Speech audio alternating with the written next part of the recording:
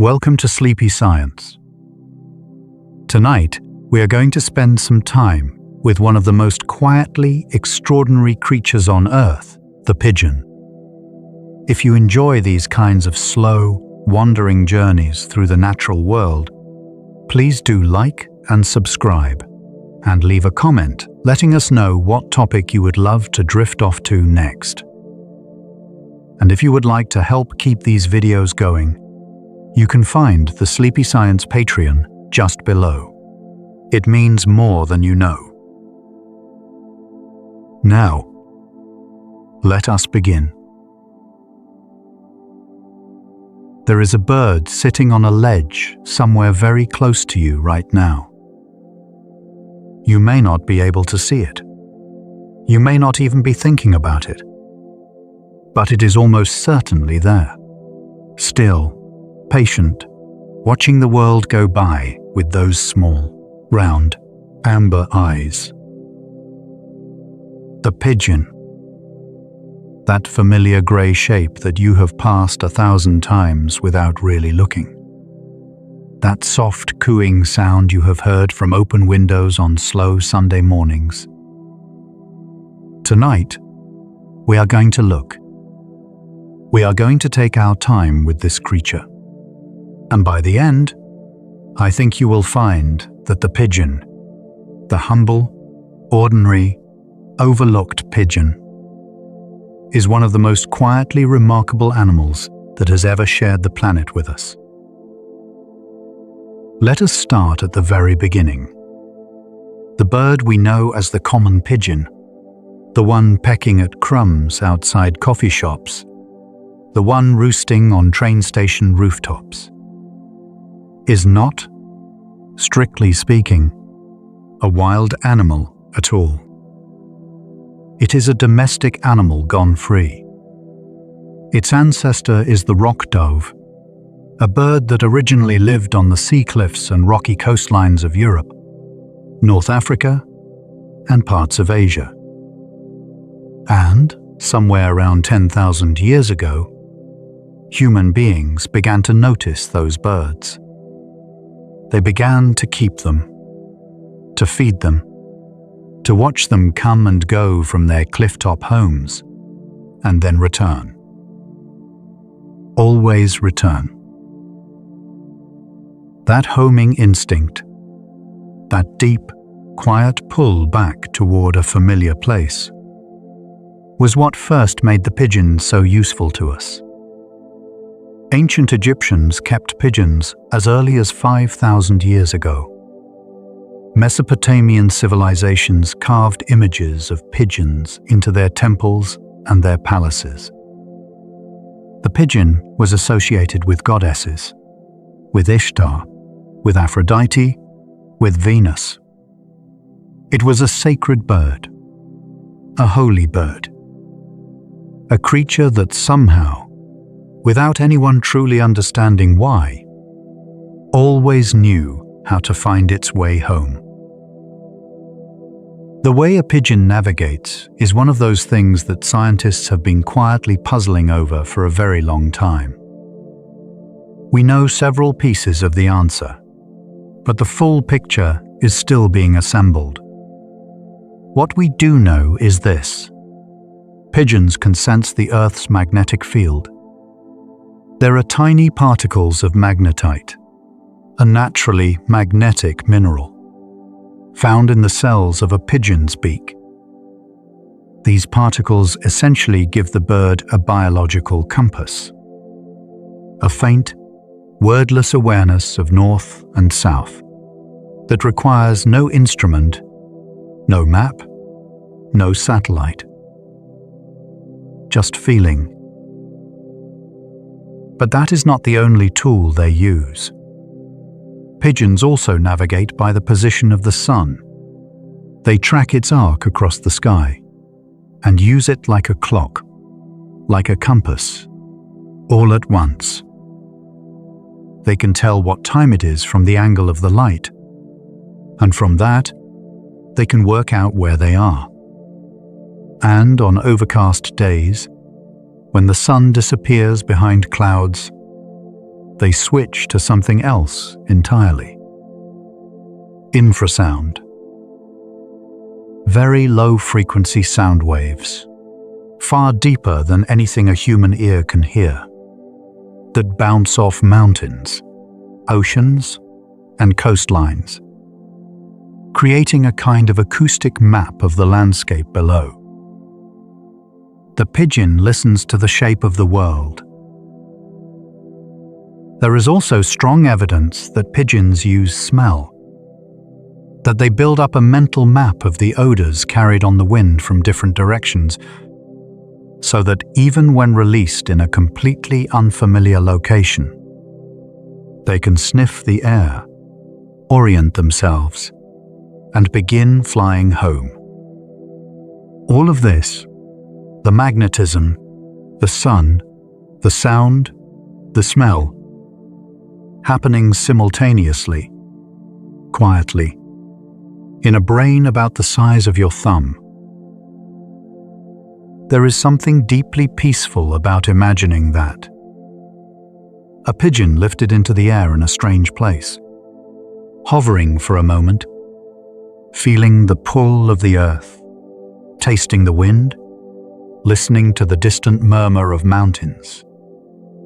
And then, quietly, turning and flying home. No panic, no confusion, just a calm, ancient knowing. The pigeon's eye is something worth thinking about for a moment. Each eye sees a completely separate view of the world, one on each side of the bird's head. This gives the pigeon a visual field of almost 340 degrees, meaning it can see almost everything around it, without turning its head at all. It has only a narrow blind spot directly behind it, and a small zone of binocular vision, true depth perception, directly in front. So when a pigeon bobs its head as it walks, it is not doing something silly or comical. It is stabilizing its visual field, holding its gaze perfectly still against the motion of its body, like a tiny camera on a gimbal, making sure it does not miss anything. And there is a great deal to see. Pigeons can perceive ultraviolet light, wavelengths of light that are completely invisible to us. Their world has colors in it that we have no words for, no capacity to imagine, because our eyes were simply not built to receive them. The feathers of another pigeon, seen in ultraviolet, look nothing like what we see when we look at a pigeon. Patterns emerge, markings that are invisible to us, are vivid and rich and communicative to them. Every pigeon is, in a sense, wearing a secret language on its feathers that only other pigeons can read. The feathers themselves are extraordinary things. A single pigeon has somewhere between 9,000 and 10,000 individual feathers on its body. Each one is a structure of almost unimaginable complexity. A central shaft, called a rachis, with hundreds of barbs branching from each side, and from each barb, hundreds of smaller barbules, and from each barbule, tiny hook-like structures called barbicels that lock everything together like a microscopic zipper. Every time a pigeon preens, which it does many times each day, running its beak through each flight feather, it is re-zipping all of those microscopic structures back into perfect alignment. The feather is not just a feather. It is an engineering achievement. The iridescent colors you sometimes see on a pigeon's neck, that shifting, oily shimmer of green and purple and bronze, are not produced by pigment at all. They are produced by structure. The tiny structures on the surface of those feather barbules are arranged so precisely that they interfere with light waves passing through them. The same way a soap bubble creates color, the same way an oil slick shimmers in a puddle after rain. The pigeon does not contain that color. It creates it from light itself. The sound a pigeon makes, that low, round, rolling coo, is produced in a way that is slightly different from most other birds. Most birds sing with a structure called the syrinx, which sits at the base of the trachea. Pigeons use the syrinx too, but they also produce sound on the inhale as well as the exhale, creating that characteristic continuous, unbroken cooing sound that seems to loop softly back on itself. It is a sound that human beings have been hearing every day for thousands of years. It may be, in fact, one of the oldest sounds in our shared history. When Romans sailed to new cities, pigeons were sometimes on board. When medieval armies marched across Europe, pigeon handlers marched with them. The bird was not just a pet or a symbol. It was infrastructure. It was a communications network. The fastest, most reliable method of sending a message over long distances for most of recorded human history. You wrote your message on a thin piece of paper, rolled it small, tucked it into a tiny container attached to the pigeon's leg, and released the bird. And the bird flew home, across mountains, across rivers, across war zones. The message arrived. The speed at which a pigeon can fly is worth pausing on. In calm conditions, a healthy racing pigeon cruises at around 70 to 80 kilometers per hour. That is faster than most cars move on a suburban road. And over shorter distances, with a strong tailwind, they have been recorded flying at over 140 kilometers per hour. 140. This small, round-bodied, seed-eating bird, moving through the air faster than a cheetah runs across the ground. It does not seem possible, looking at a pigeon on a pavement. But that is the thing about pigeons. They are almost always more than they appear. Their endurance is equally quiet and extraordinary. Pigeons have been documented flying over 1,800 kilometers, more than 1,000 miles, in a single journey. 1,000 miles of continuous flight, navigating by magnetism and sunlight and smell, without stopping, without asking for directions, without any instrument other than their own bodies and the great turning earth beneath them. There is a particular kind of quiet courage in that.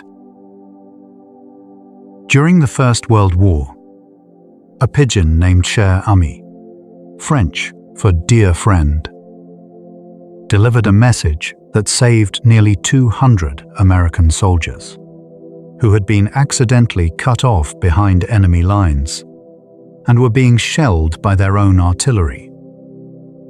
Cher ami had already been shot.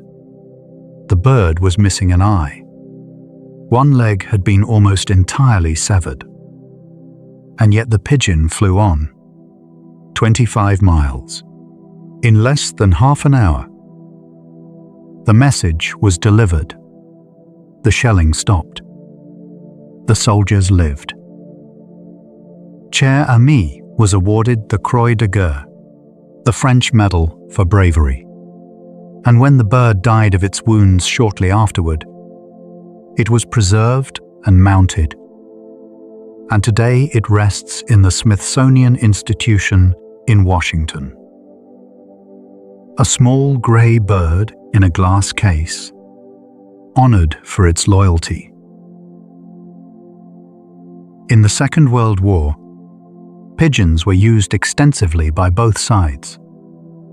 The British Dickin Medal, created to recognize animal bravery in wartime, was awarded to 32 pigeons. 32 individual birds, each with its own record, its own story, its own moment of quiet service in a world falling apart. One of them, a bird named William of Orange, flew nearly 400 kilometers in record time to report the location of stranded Allied paratroopers during the Battle of Arnhem, after every radio had failed. The radio, that great symbol of modern communication, had gone silent, and a pigeon carried the message home. Let us rest in that image for a moment. A pigeon lifting from a field somewhere in the Netherlands. The sound of artillery in the distance. Smoke in the air. And this small bird climbing into the sky above it all, turning, orienting itself, and simply flying home.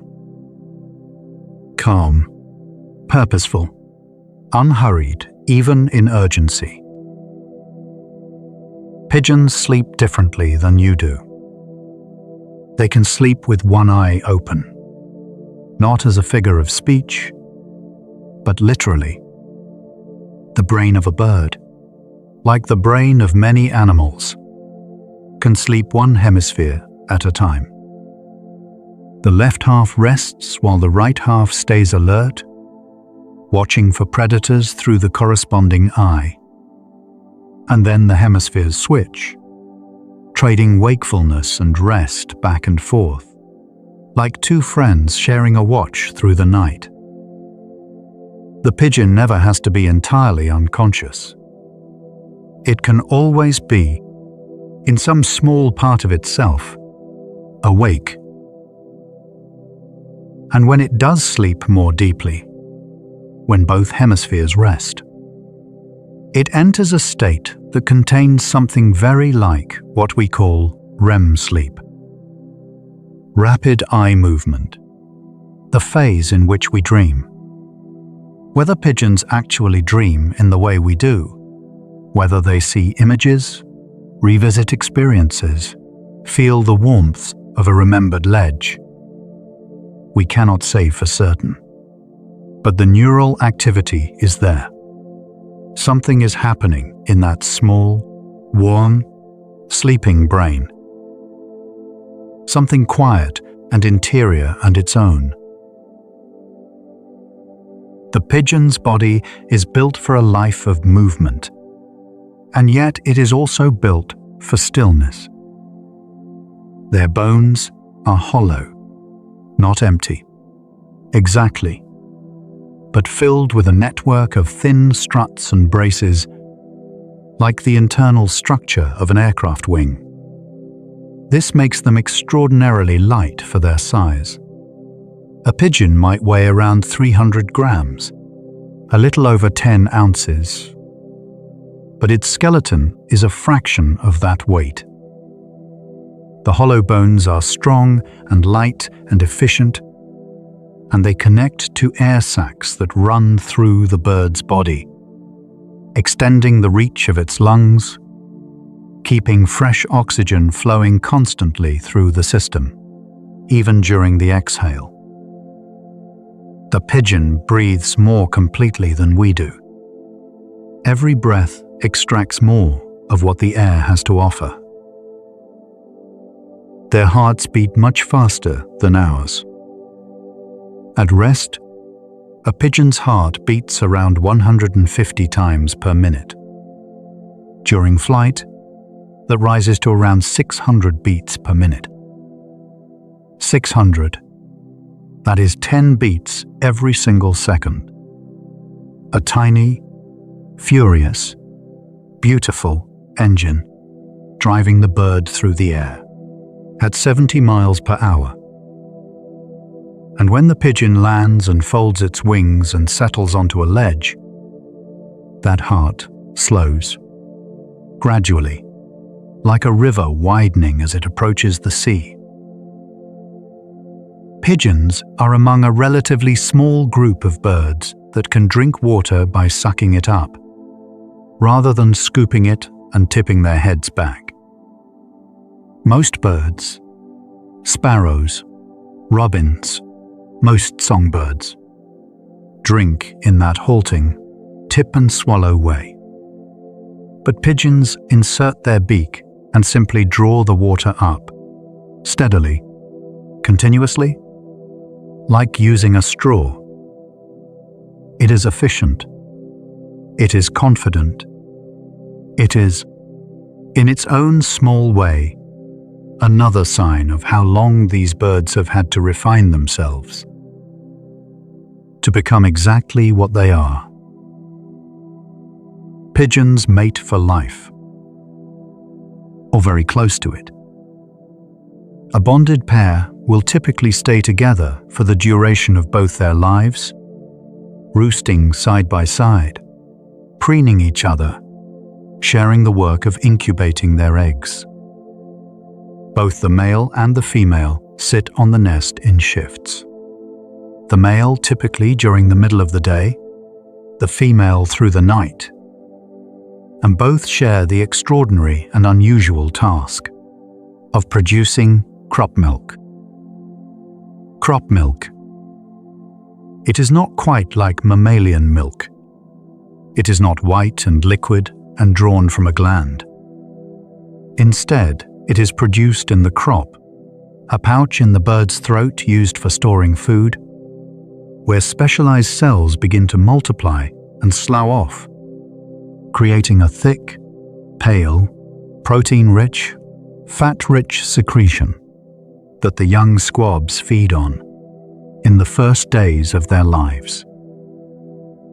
Both parents produce it, father and mother alike, regurgitating this nourishment for their young. It is rare among birds. Flamingos do it. Emperor penguins do it. And pigeons do it.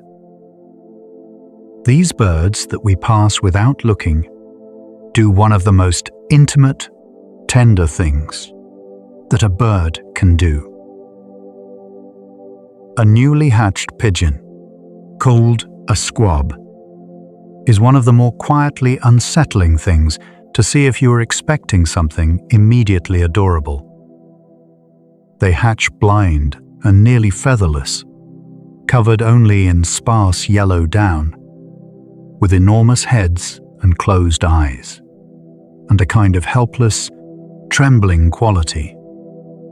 They look, honestly, like something still in the process of becoming. And in a sense, that is exactly right.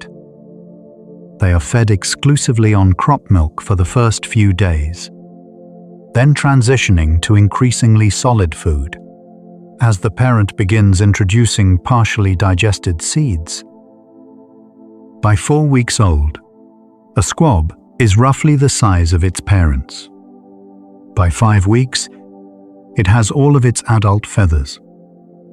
In 5 short weeks, that blind, trembling creature has become a fully formed bird ready to step from the nest and take the air. We are such slow creatures by comparison. Wild rock doves, the ancestors of our city pigeons, nest on cliffs and ledges above the sea. The city pigeon, when it makes its home on a window ledge or a building cornice, is essentially doing the same thing. To a pigeon, a tower block is just a very large cliff. A bridge is a coastal promontory. A train station roof is a sea cave blown open and filled with people. The city, which we built for ourselves, has been quietly reimagined by the pigeon as something ancient and familiar. They have not adapted to us so much as they have recognized us. There are over 300 distinct breeds of domestic pigeon, currently recognized by breeders and enthusiasts around the world.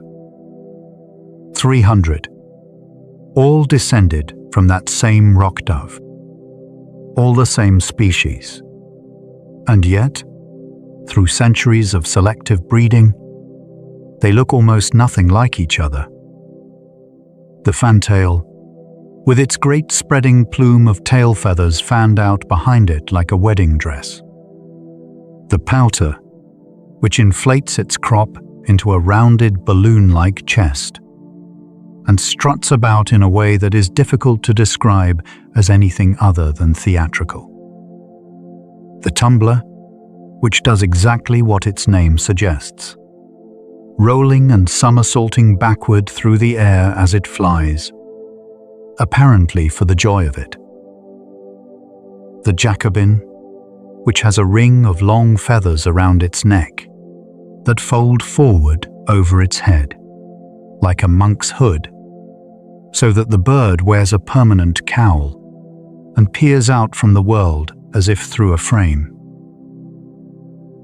Human beings have been fascinated by pigeons for so long that pigeon keeping, the keeping of fancy or racing or homing pigeons, has been a practiced art in cultures all over the world, in nearly every century for which we have records. Genghis Khan used pigeons to coordinate his vast armies. The Mughal emperors of India were passionate pigeon fanciers. In medieval Baghdad, pigeon post services operated as a kind of postal system, with relay stations established across the empire, so that news could travel hundreds of miles in a single day. Queen Victoria kept pigeons. Charles Darwin studied them extensively, their variations and breeds and inherited traits, and used what he learned as a central part of his argument for how natural selection works. The Origin of Species, in part, was written in the company of pigeons.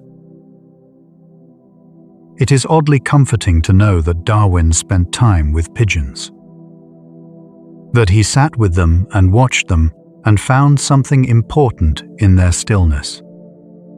That the same bird you see every morning on your way to work contributed, in its quiet way, to one of the great ideas of human science.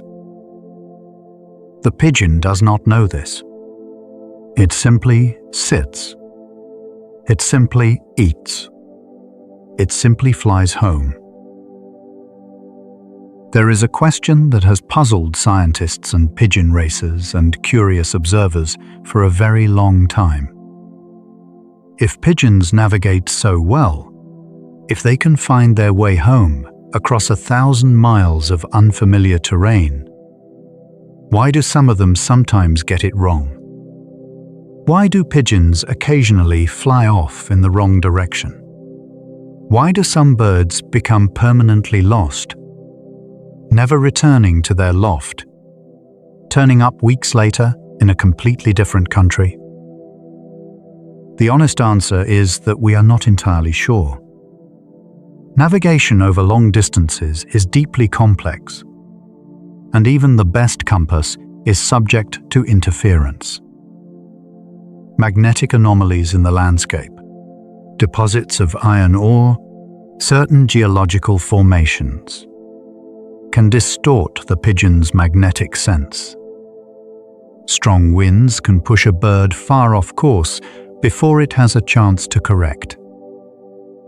Young birds making their first flights are still learning, still building their internal maps, still developing the instincts that will guide them for the rest of their lives.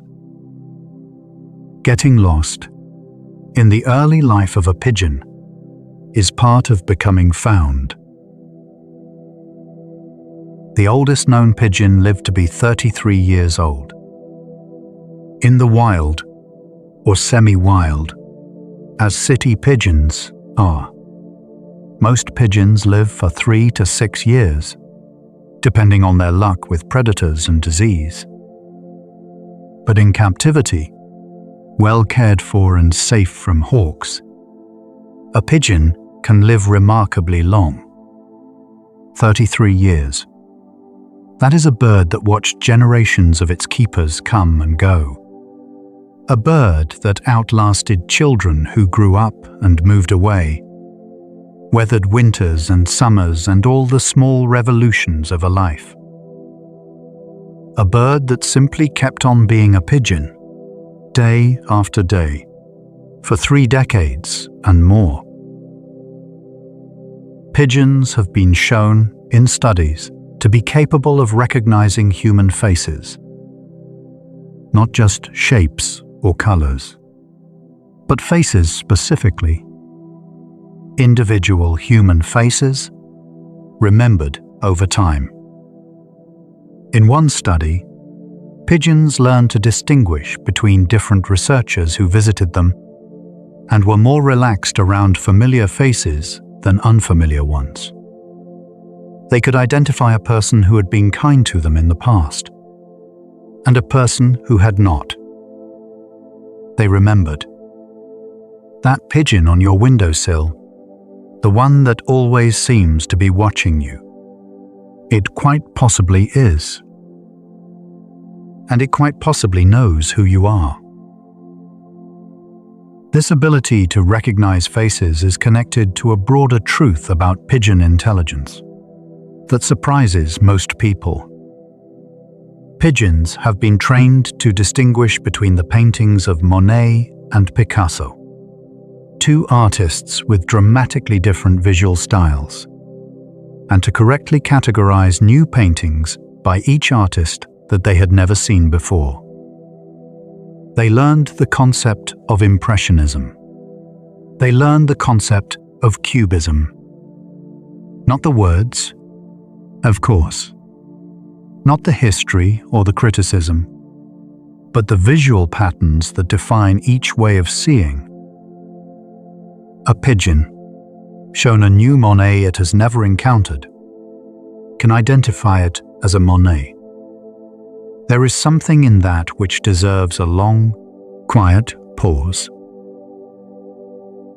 They have also been shown to understand the concept of same and different. That 2 identical things are the same, that 2 different things are different. And to apply this concept in novel situations. They can count up to about the number 9, and they understand that larger numbers are larger. They can solve simple puzzles. They can learn to use their reflection in a mirror, a skill once thought to be a marker of high-level self-awareness, to groom a spot on their body that they otherwise cannot reach. The pigeon's brain weighs about 4 grams. It contains no neocortex, that outer layer of the brain that we generally credit with intelligence in mammals.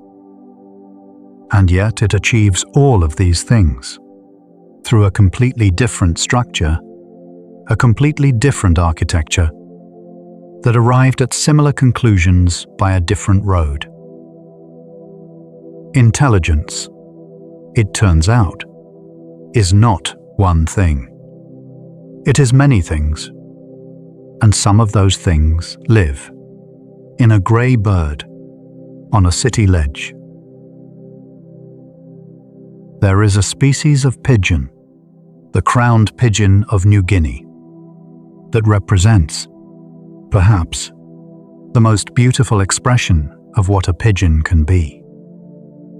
It is the largest living pigeon in the world, standing nearly as tall as a chicken, weighing up to 2.5 kilograms.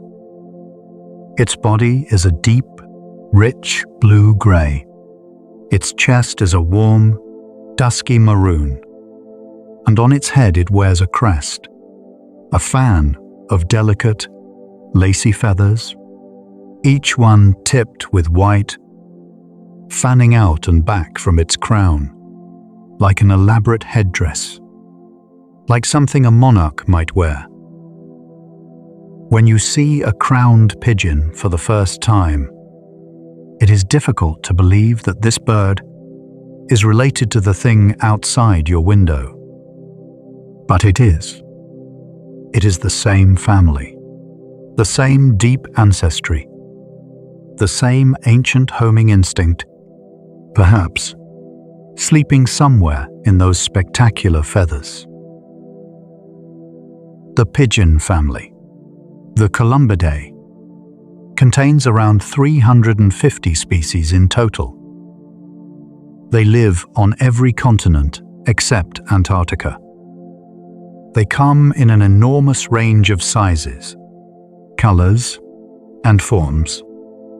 There are tiny ground doves that weigh less than 30 grams, barely heavier than a large envelope. There are fruit doves of the Pacific Islands that look as though they have been painted in stripes of green and orange and crimson, colors almost too vivid to be real. There are pigeons that eat fruit, pigeons that eat insects, pigeons that eat seeds, pigeons that eat small snails. The family is quieter and more varied than most people know. And all of them share, at the core, the same gentle quality, the same round eye, the same soft cooing sound, the same unhurried way of being in the world. One member of this family is no longer in the world at all. The passenger pigeon. If you have heard of it, you may already be settling into the particular quiet sadness that this bird brings. The passenger pigeon was, for most of American history, the most numerous bird on Earth. Not one of the most numerous, the most numerous. At the peak of its population, there were estimated to be between 3 billion and 5 billion passenger pigeons living in the forests of North America. 5 billion birds of a single species. Flocks so large they darkened the sky for hours as they passed overhead. Hours. Early accounts describe them blocking out the sun, creating a kind of moving twilight. And the noise they produced, the combined sound of billions of wing beats, was described as a kind of thunder, a low roaring that preceded the flock and lingered long after it had passed. Branches broke under the weight of roosting birds. Trees fell. The ground beneath a roost was covered, according to witnesses, in droppings centimeters deep and acres wide. And within roughly 50 years, they were gone. The last known passenger pigeon, a female named Martha, died at the Cincinnati Zoo on the 1st of September, 1914. She was, as far as anyone knew, the last of her kind in existence. 5 billion birds, and then one, and then none. It happened through a combination of overhunting. The birds were shot and netted in vast numbers for food and sport, and the destruction of the forests they depended on. The species had evolved to exist in enormous numbers. It was a communal animal. Below a certain population threshold, it could no longer function as it had evolved to function, could no longer breed efficiently, could no longer maintain the social structures its biology required. The collapse, once it began, was swift and total. Martha is now preserved and housed at the Smithsonian alongside Cher Ami, though in a different gallery. There is something in the fact that those two birds share a building, one a symbol of loyalty and survival, the other a symbol of irreversible loss, that is worth sitting with, quietly, for a moment. Both of them pigeons. Both of them meaning something to us, even now. Let us move towards something a little lighter. The way a pigeon walks. That characteristic bobbing of the head, forward with each step of the left foot, held still as the right foot catches up, is actually an optical illusion of sorts. The head does not move continuously back and forth. What actually happens is that the head thrusts forward and then holds perfectly still, while the body walks forward to meet it. Then it thrusts forward again. The effect, from a distance, looks like a smooth back and forth motion, but in slow motion you can see the pause, the moment of stillness, between each thrust. This stabilizes the pigeon's vision as it walks, the same way the head bobbing works in flight. Everything the pigeon does with its head is about seeing more clearly. Every quirk of movement is in service of understanding the world better. Pigeons have a crop, that pouch in the throat we mentioned earlier, that allows them to carry a large amount of food before digesting it.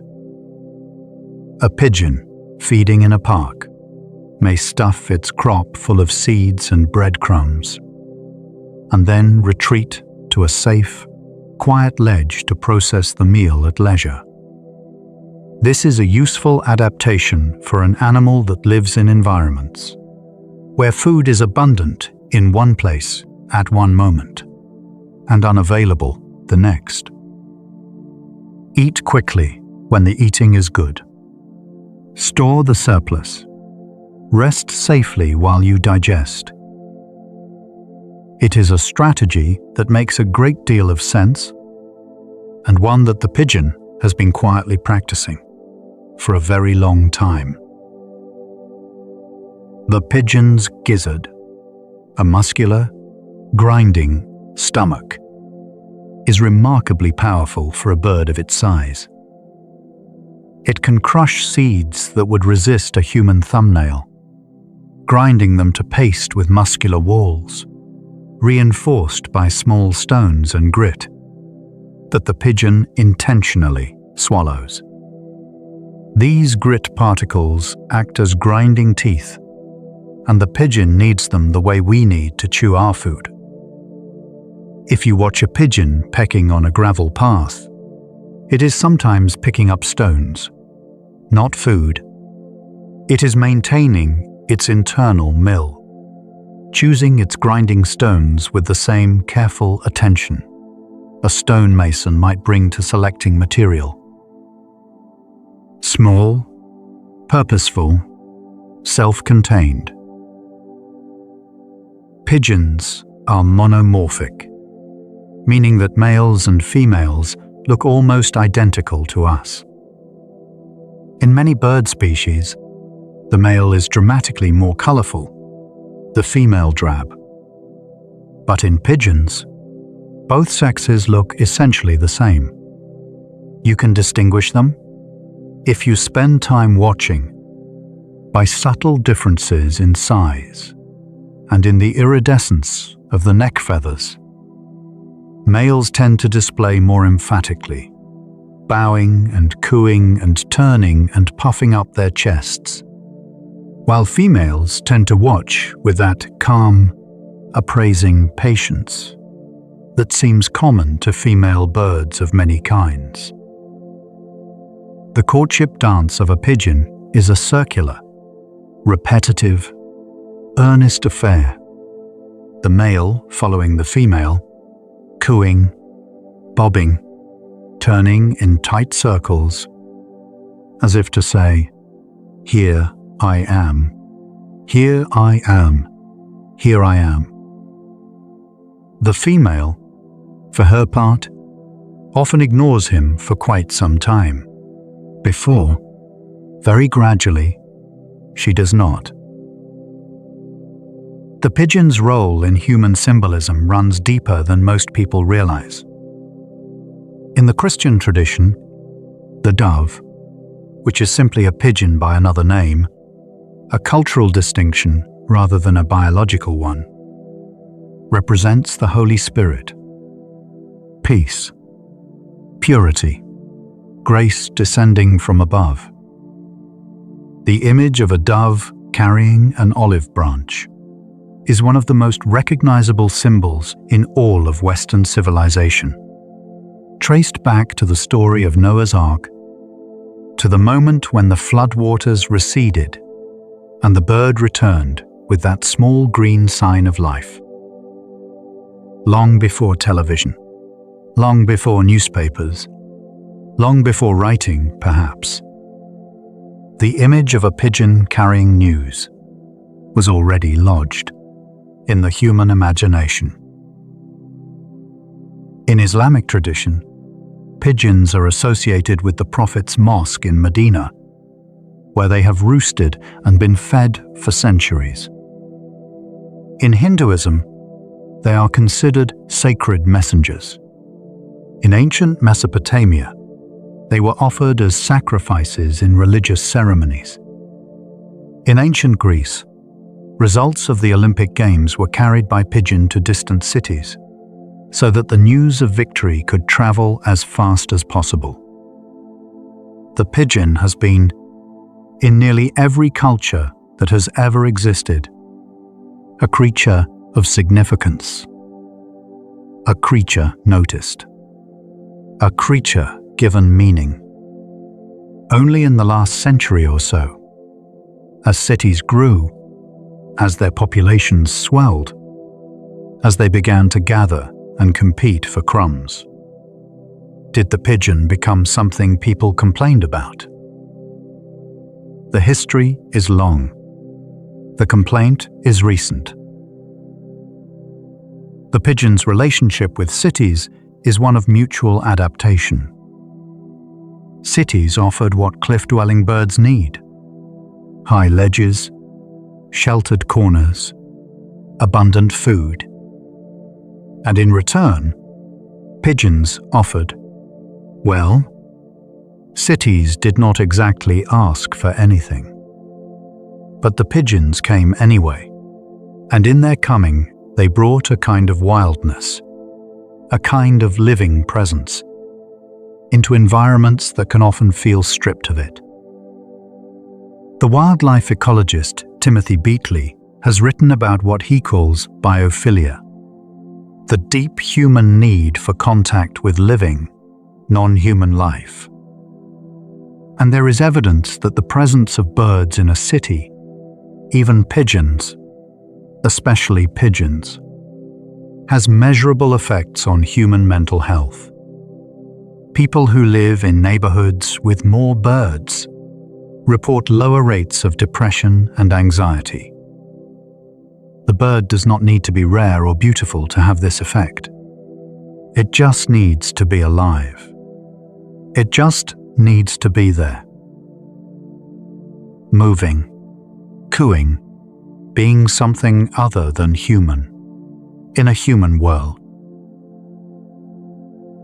The cooing of a pigeon at dusk, that soft, rhythmic, settling sound, is one of the most ancient sounds in the urban environment.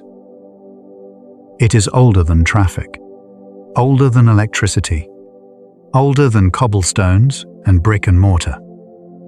If you could peel back the layers of any ancient city, strip away the centuries of stone and glass and steel, you would still find, at each layer, the pigeon, roosting on the edge of an ancient Roman apartment block, sitting on a medieval cathedral gargoyle, pecking at grain spilled from a 19th century market stall.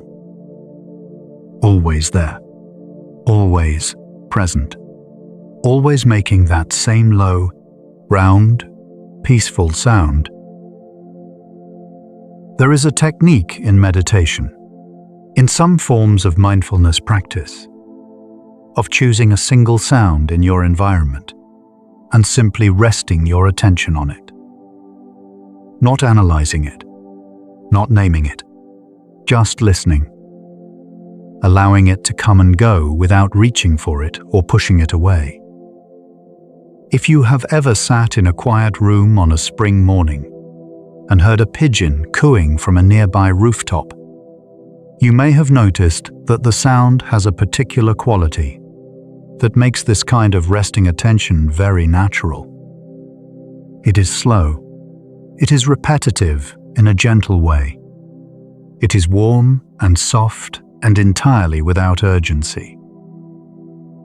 It is, perhaps, the closest thing to a lullaby that the natural world offers in a city. The racing pigeon world is its own quiet culture, spread across many countries, but particularly beloved in Belgium, the United Kingdom, and parts of China. Belgian pigeon fanciers have been breeding and racing birds for over 2 centuries, and the culture runs so deep there that at certain moments in the 19th and early 20th century, a prize racing pigeon was worth more than a horse, more than a house. In some cases, the bloodlines of top racing birds were tracked and traded with the seriousness of a thoroughbred stud book. People gave their birds names. They knew their individual personalities. They knew which birds were bold and which were cautious, which birds navigated by landmark and which by magnetism, which birds could endure a headwind and which fell apart in rain. There was a knowledge there, intimate, careful, accumulated over generations, that the best fanciers carried in their bones, without quite being able to articulate it. In China, the pigeon racing industry has grown to an enormous scale in recent decades. Racing pigeons sell at auction for prices that are difficult to believe. The world record price for a single racing pigeon was set in 2020, when a Belgian bird named Armando sold at auction for €1,600,000. €1,600,000 for a pigeon. The buyer was Chinese.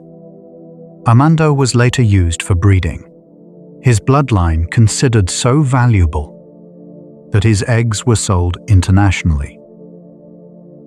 The most expensive pigeon in history was just a pigeon. Grey feathers, round amber eye, hollow bones, and a heart that beats 600 times a minute. Worth, to the right person, a small fortune.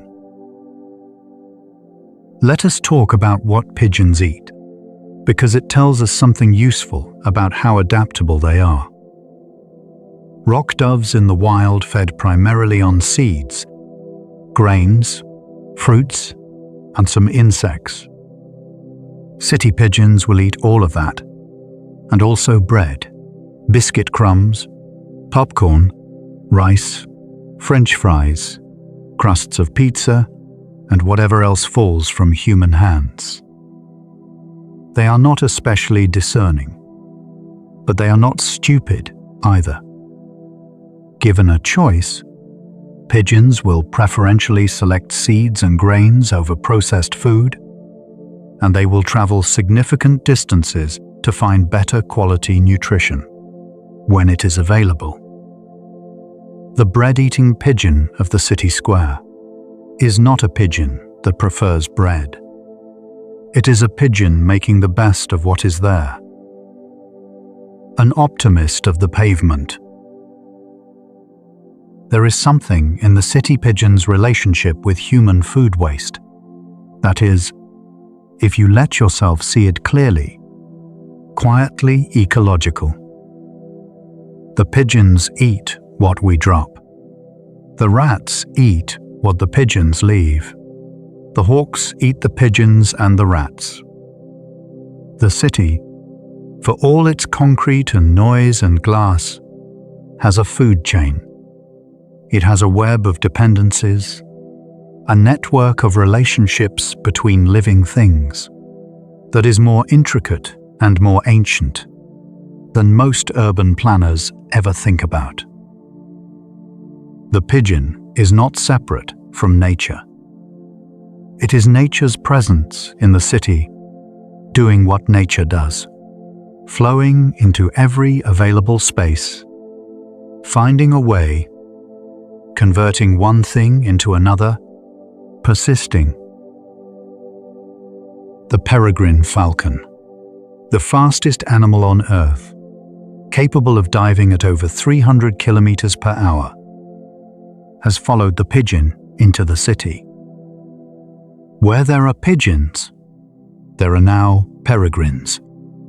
Pairs of them nesting on skyscrapers and cathedral towers and bridge supports, hunting the ledges and rooftops where the pigeons gather.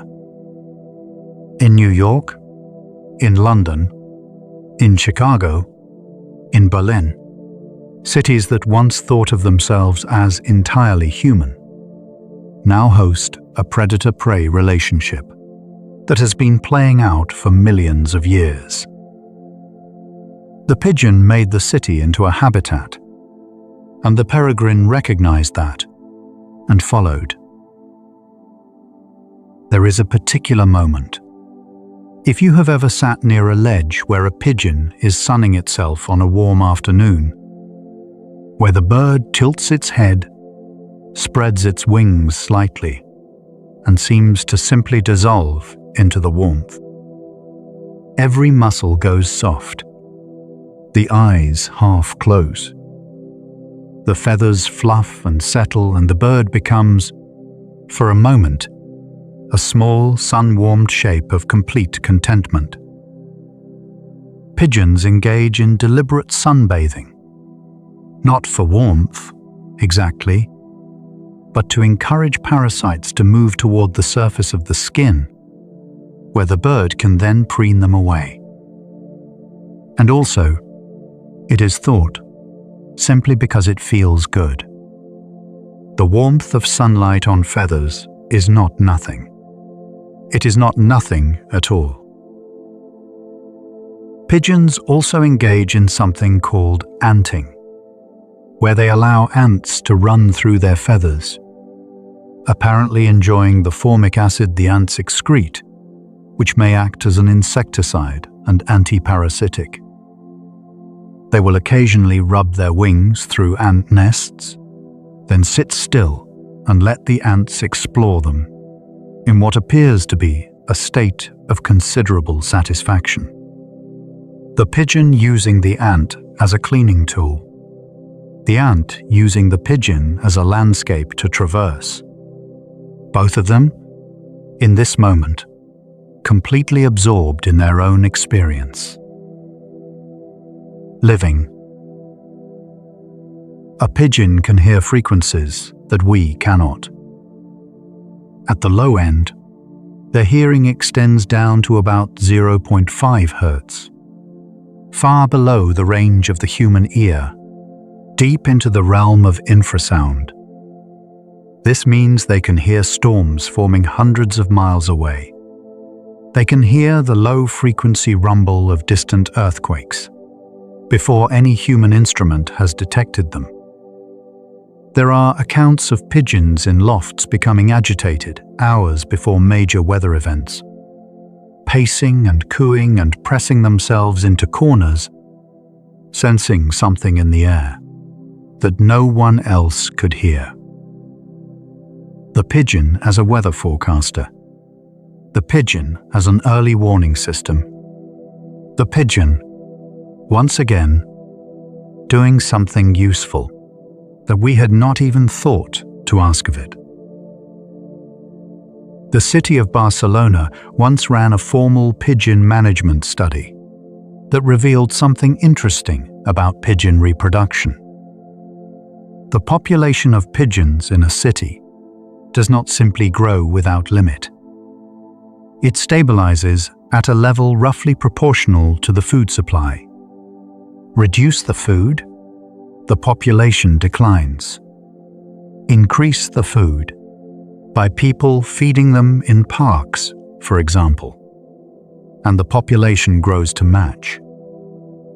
Which means that the number of pigeons in a city is, in a very direct way, a reflection of how much food the city's humans are leaving behind. Every pigeon on a park bench is a data point about human wastefulness. A small, feathered, cooing record of how much food we throw away. Studies in urban ecology have shown that city pigeons display measurable differences from their rural or wild counterparts, even within a few generations. City pigeons tend to be bolder, more willing to approach humans, less easily startled. They have learned, or rather, the bolder individuals have survived and bred while the more timid ones have not. That humans are generally not a threat, and that proximity to humans usually means food. Evolution happening in the span of a human lifetime, right in front of us, on the pavement outside the coffee shop. The city is not outside of evolution. The city is one of the fastest evolutionary environments on Earth. In terms of disease, the pigeon has something of an unfair reputation. They are often described as flying rats, a phrase that is unkind to both animals and inaccurate about both, and blamed for spreading illness. The reality is more measured. Yes, pigeon droppings can harbor certain fungi and bacteria that are potentially harmful to humans in high concentrations. But the actual risk to a healthy person from casual contact with pigeons in a public space is very low. Lower, most epidemiologists would point out, than many of the other risks we take without thinking twice about it. The pigeon is not our enemy. It is not our ally. It is simply a bird, living its life alongside ours, as it has done for 10,000 years. There is a researcher named Daniel Haag-Wackernagel at the University of Basel in Switzerland, who has spent much of his career studying urban pigeons, and has argued, gently but persistently, that the dislike many people feel towards city pigeons is a relatively new phenomenon, with a surprisingly shallow historical root. For most of human history, the pigeon was welcome. It was food. It was messenger. It was symbol. It was companion. The shift began in the mid-20th century, as pigeon populations in cities grew rapidly, and the practical need for pigeons, the messaging, the racing, the squab farming, began to decline in the face of radio and telephone and refrigerated transport. The pigeon lost its job, and without a job, it became a nuisance. That is a familiar human story, applied to an animal. And the pigeon, for its part, does not know this. It just keeps cooing. The sound of a pigeon, that particular coo, is actually a complex vocal signal that carries different meanings in different contexts. The advertising coo that a male produces during courtship is different in pitch and rhythm, from the alarm call that a pigeon makes when startled, the nest coo, a soft sound made between bonded pairs during nest sitting, is different again, quieter and more intimate. There is a contact call that maintains awareness between members of a flock in flight. There is a distress call, high, sharp, urgent, that a bird makes when captured or injured. Pigeons are not simply cooing. They are speaking, in a language shaped over millions of years, to other pigeons who understand every nuance. The pigeon's wing is a piece of engineering that has taken tens of millions of years to refine. The leading edge of the wing is hard and stiff. The trailing edge is soft and flexible. As air flows over the curved upper surface, it accelerates, creating lower pressure above the wing and higher pressure below. The Bernoulli principle, generating lift. The primary feathers at the wingtip can be separated and individually adjusted, acting like fingers spread in the wind, allowing the bird to fine-tune its airflow with extraordinary precision. Aerospace engineers have spent decades studying bird wings. Every innovation in aircraft design, winglets, leading-edge slats, variable geometry, has some echo in the anatomy of a bird that has been flying, long before we were here to watch it. When a pigeon lands, that familiar spreading of wings, that short glide, that slight bend of the legs as it touches down, it is performing a sequence of aerodynamic adjustments that no human-built aircraft can yet fully replicate. It increases the angle of its wings to create drag. It fans its tail to act as a brake. It angles its body upward. It extends its legs at precisely the right moment. All of this in the space of perhaps 2 seconds, adjusted constantly as the landing surface approaches, as the wind shifts, as the precise geometry of the landing spot reveals itself. A pigeon landing on a railing does something, in terms of sheer physical calculation, that we cannot even begin to imitate in software, without immense complexity. And the pigeon does not think about it at all. The pigeon's keel, the large central ridge of the breastbone, is the anchor point for the flight muscles. In a strong, healthy, well-conditioned racing pigeon, these muscles make up around 40% of the bird's total body weight. 40%. Imagine if 40% of your body mass were the muscles of a single motion. The pigeon is, in its most essential structure, a machine for flying. Everything else, the eye, the brain, the stomach, the feathers, is in service of the wing. The whole animal is organized around the act of moving through the air. There is something in the history of human art that keeps returning to the pigeon. Pablo Picasso, whose style the pigeons were found to recognize, you will remember, was, somewhat appropriately, a keeper of pigeons. His father, also a painter, kept pigeons too. Picasso grew up among them, and the dove that became one of the most famous peace symbols of the 20th century. His lithograph of a simple white bird that was adopted as the emblem of the World Peace Congress in 1949 was drawn from life, from a pigeon sitting in a studio in Paris. The most iconic peace symbol of the modern era was a pigeon that Picasso knew personally. Rainer Maria Rilke wrote about pigeons. Virginia Woolf mentioned them in her diaries.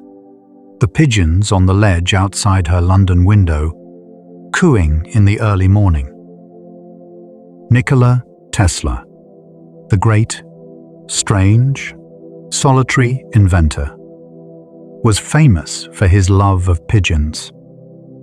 Toward the end of his life, largely reclusive in a New York hotel room, he fed the pigeons that gathered on the windowsill and spoke of one white female pigeon, with whom he formed what he described as a deep bond.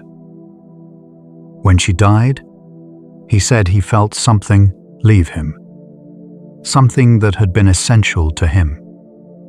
The great mind of the electrical age, finding company and comfort in the oldest kind of bird. There is something in that feels deeply human. Mike Tyson is a pigeon fancier. He has kept pigeons since childhood.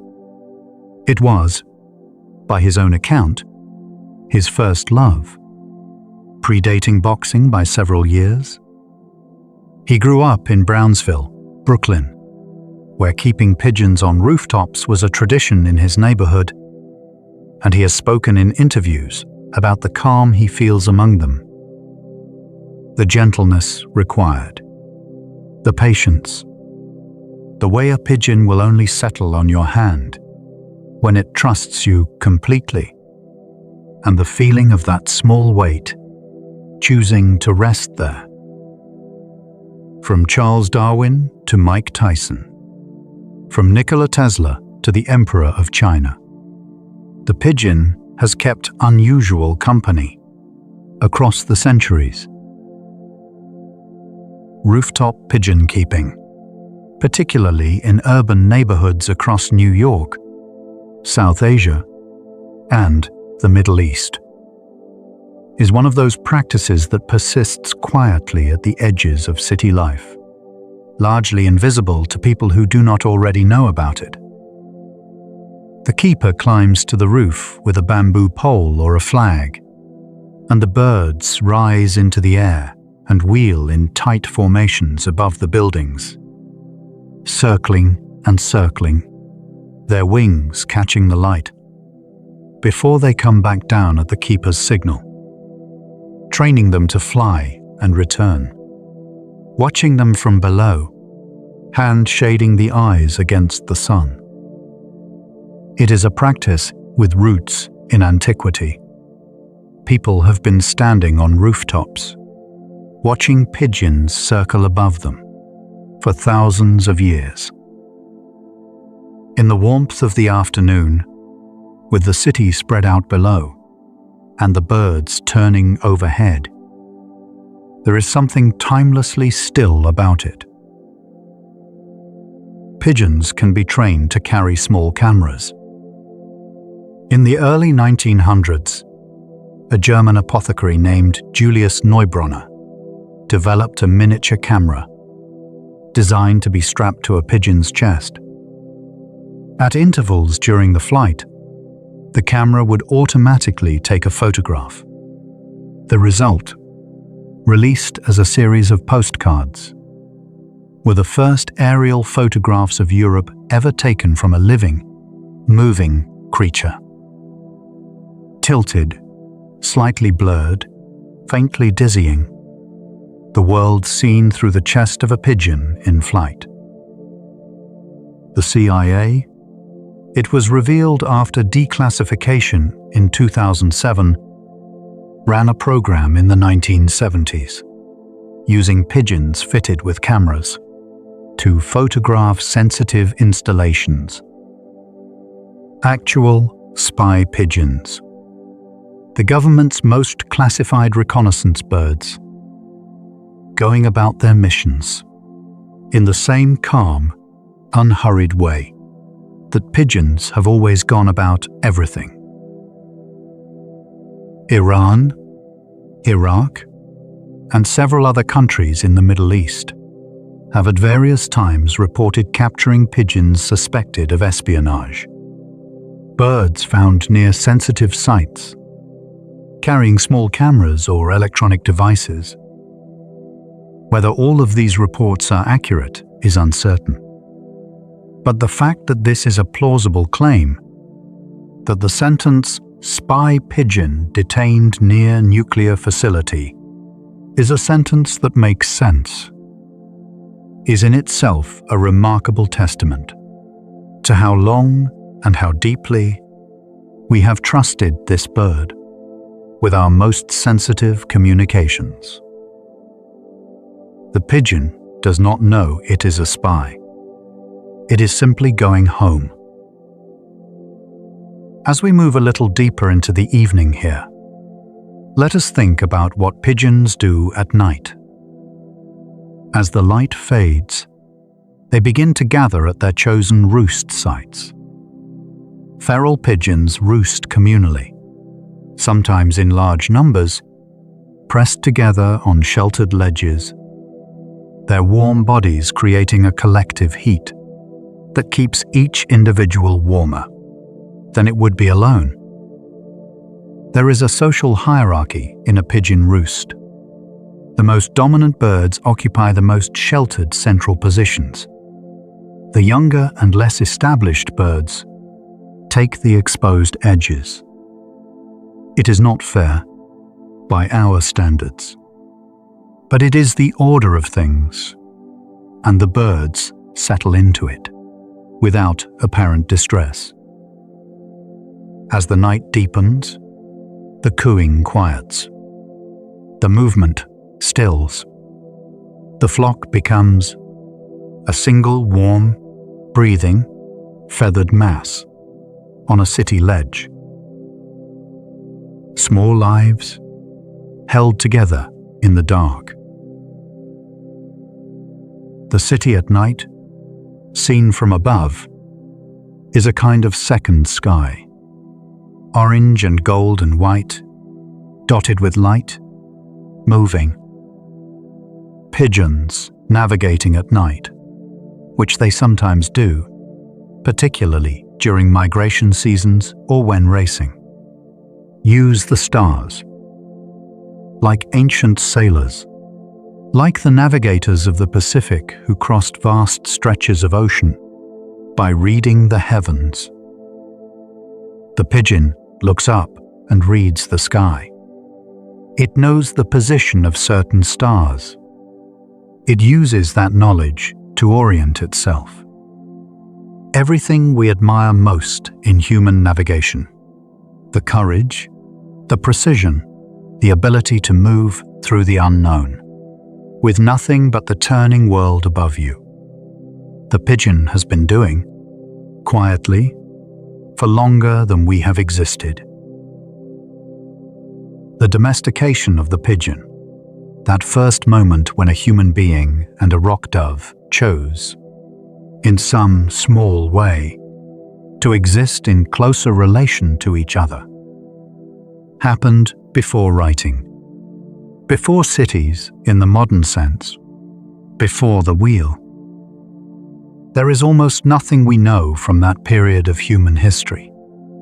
We do not know the name of the first person who tamed a pigeon. We do not know if they did it intentionally, or if it simply happened. A bird that found food near a human settlement and kept returning, and a human who noticed and began to encourage it.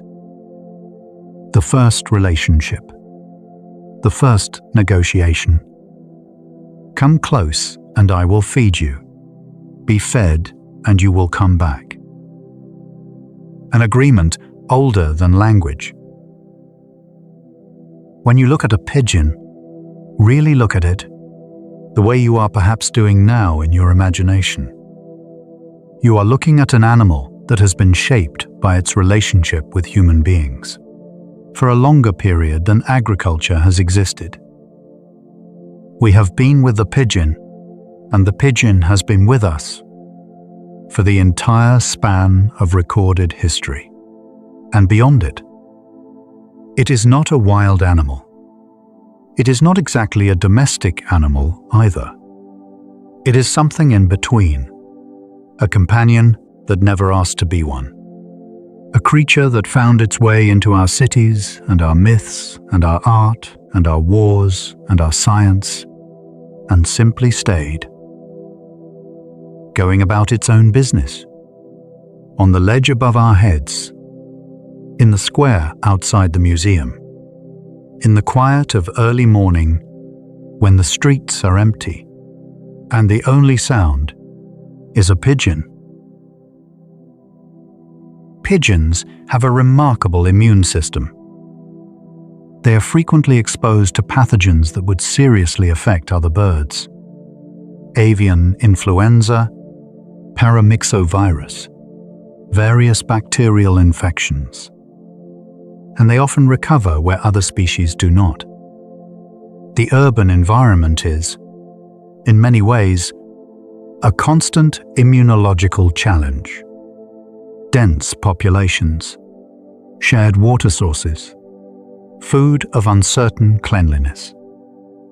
And the pigeon navigates all of it with a biological resilience that researchers are still trying to fully understand.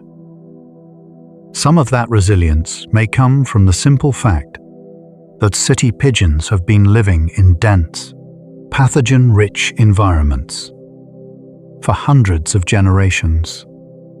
The ones that couldn't cope did not survive to breed. The ones that thrived passed on their immunity.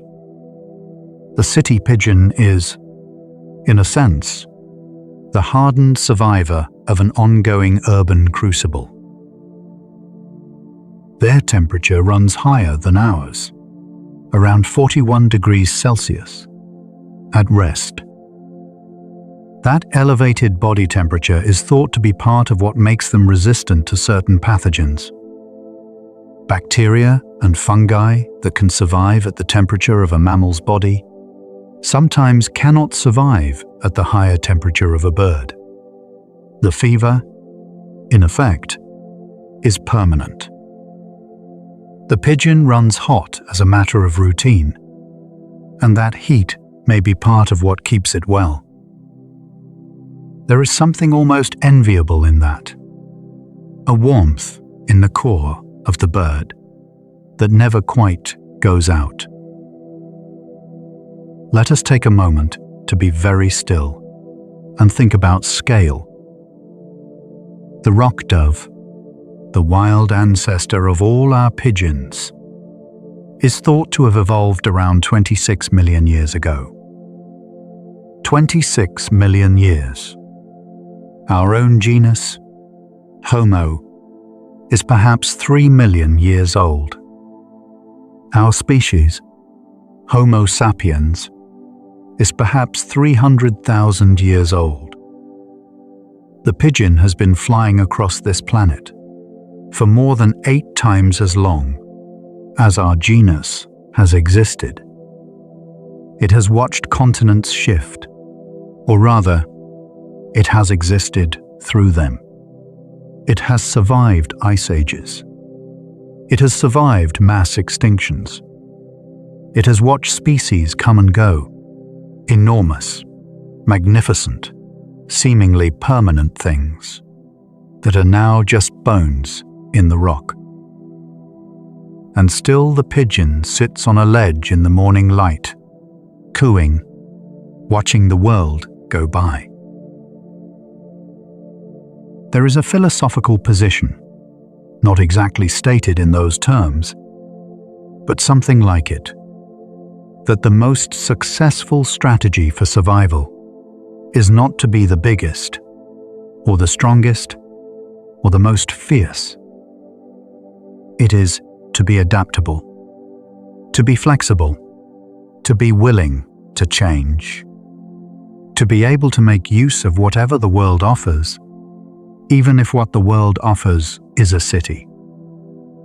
The pigeon did not evolve for cities, and yet it thrives in them, completely, effortlessly, as if the city were exactly what it needed. There is a lesson in that, if you want to take one. Or there is just a pigeon, which is also enough. The Nicobar pigeon, found on small islands in the Indian Ocean and Southeast Asia, is thought to be the closest living relative of the dodo. The dodo, that great emblem of extinction, was in fact a giant flightless pigeon. It evolved on the island of Mauritius in the complete absence of mammalian predators. And so, over millions of years, it lost the ability to fly. It lost the fear of strange animals. It lost the instincts that might have kept it alive. When humans arrived, and with them dogs, pigs, and rats, the dodo was helpless. Not because it was stupid, not because it was poorly made, but because it had evolved for a world that human beings had just ended. The dodo went extinct within about 80 years of European contact. The Nicobar pigeon still lives, still iridescent in those island forests, green and copper and bronze in the filtered light, wearing its long hackle feathers like a mantle around its neck. A living ancestor, a living reminder. The Victoria crowned pigeon of New Guinea, a different crowned species from the one we met earlier, makes a sound unlike any other pigeon. A deep, booming call, almost like a drum, that resonates through the rainforest. When a male displays to a female, it bows its enormous crested head, spreads its tail, and moves in a slow, ceremonial arc, like a courtier presenting himself at a formal occasion. The display has a quality of ceremony to it, of ritual, of something understood by both parties, conducted according to ancient rules, without words, but not without communication. The forest around them goes on. The light filters down through the canopy. The bird bows. Racing pigeon competitions in Belgium and the Netherlands attract tens of thousands of participants. Birds are taken by truck or train to a release point, sometimes 500, 600, even 1,000 kilometers away, and released simultaneously. The first bird to return to its home loft wins. But the timing is not measured at the loft door. It is measured by a combination of distance and speed, so that a bird that flies 600 kilometers competes fairly against one that flies 400. Fanciers wait at their lofts, some from early morning, with binoculars and thermos flasks of tea, scanning the sky for the first silhouette that might be their bird. That particular shape, that particular way of flying, known from months of watching, recognizable even at a distance. And then the small figure resolves from the blue, drops toward the loft entrance, and is home. And everything the fancier has known about that bird, its speed, its endurance, its quiet courage, has just been confirmed. One more time. The pigeon's foot is worth looking at, if you have the chance. 4 toes, 3 pointing forward and 1 pointing back, each ending in a short, curved claw. When the pigeon perches on a branch or a ledge, A tendon in the leg automatically tightens as the leg bends, locking the toes around the perch. This means the pigeon does not have to grip actively while it sleeps. The mechanics of perching handle it. The bird can relax completely, can sleep as deeply as it needs to, and its feet will still be holding on when it wakes. Built to rest. Built to hold on even in sleep, even when everything inside has gone quiet. The color variations in feral pigeons, from the classic blue-gray with iridescent neck and 2 dark wing bars, to brown and rust, to black, to white, to speckled combinations of all of these, reflect the extraordinary range of domesticated breeds that have escaped or been released over the centuries and interbred freely. A flock of city pigeons is, in a sense, a living archive of 2,000 years of selective breeding. Every color morph, every feather pattern, is a trace of some human choice, made long ago in a loft, in a city, that may no longer exist. The pigeon carries history in its feathers, right there on the pavement, under the bench in the park, in the unremarkable gray of an unremarkable bird. Pigeons have been found to respond to music. In one well-known study, researchers exposed pigeons to recordings of classical music and to recordings of blues music, and the birds demonstrated consistent preferences, spending more time near the speaker playing one genre than the other. They were also able to distinguish between pieces they had been exposed to before and pieces they had never heard. They could recognize a specific piece of music as belonging to a familiar category. Whether they enjoy music in any sense we would recognize as enjoyment, whether there is something it is like to be a pigeon, hearing Bach, is a question we cannot currently answer. But the capacity is there. The sensitivity to sound, the discrimination, the memory. Something is being listened to. In Japanese culture, the pigeon, known as Hatto, is associated with peace and with the Shinto deity Hachiman, the god of archery and war. There is a complexity there that is easy to overlook, a peace symbol associated with a war god. But it speaks to the pigeon's long role as a messenger between the human world and something beyond it. The bird that carries news, the bird that crosses the distance between one place and another, between the known and the unknown.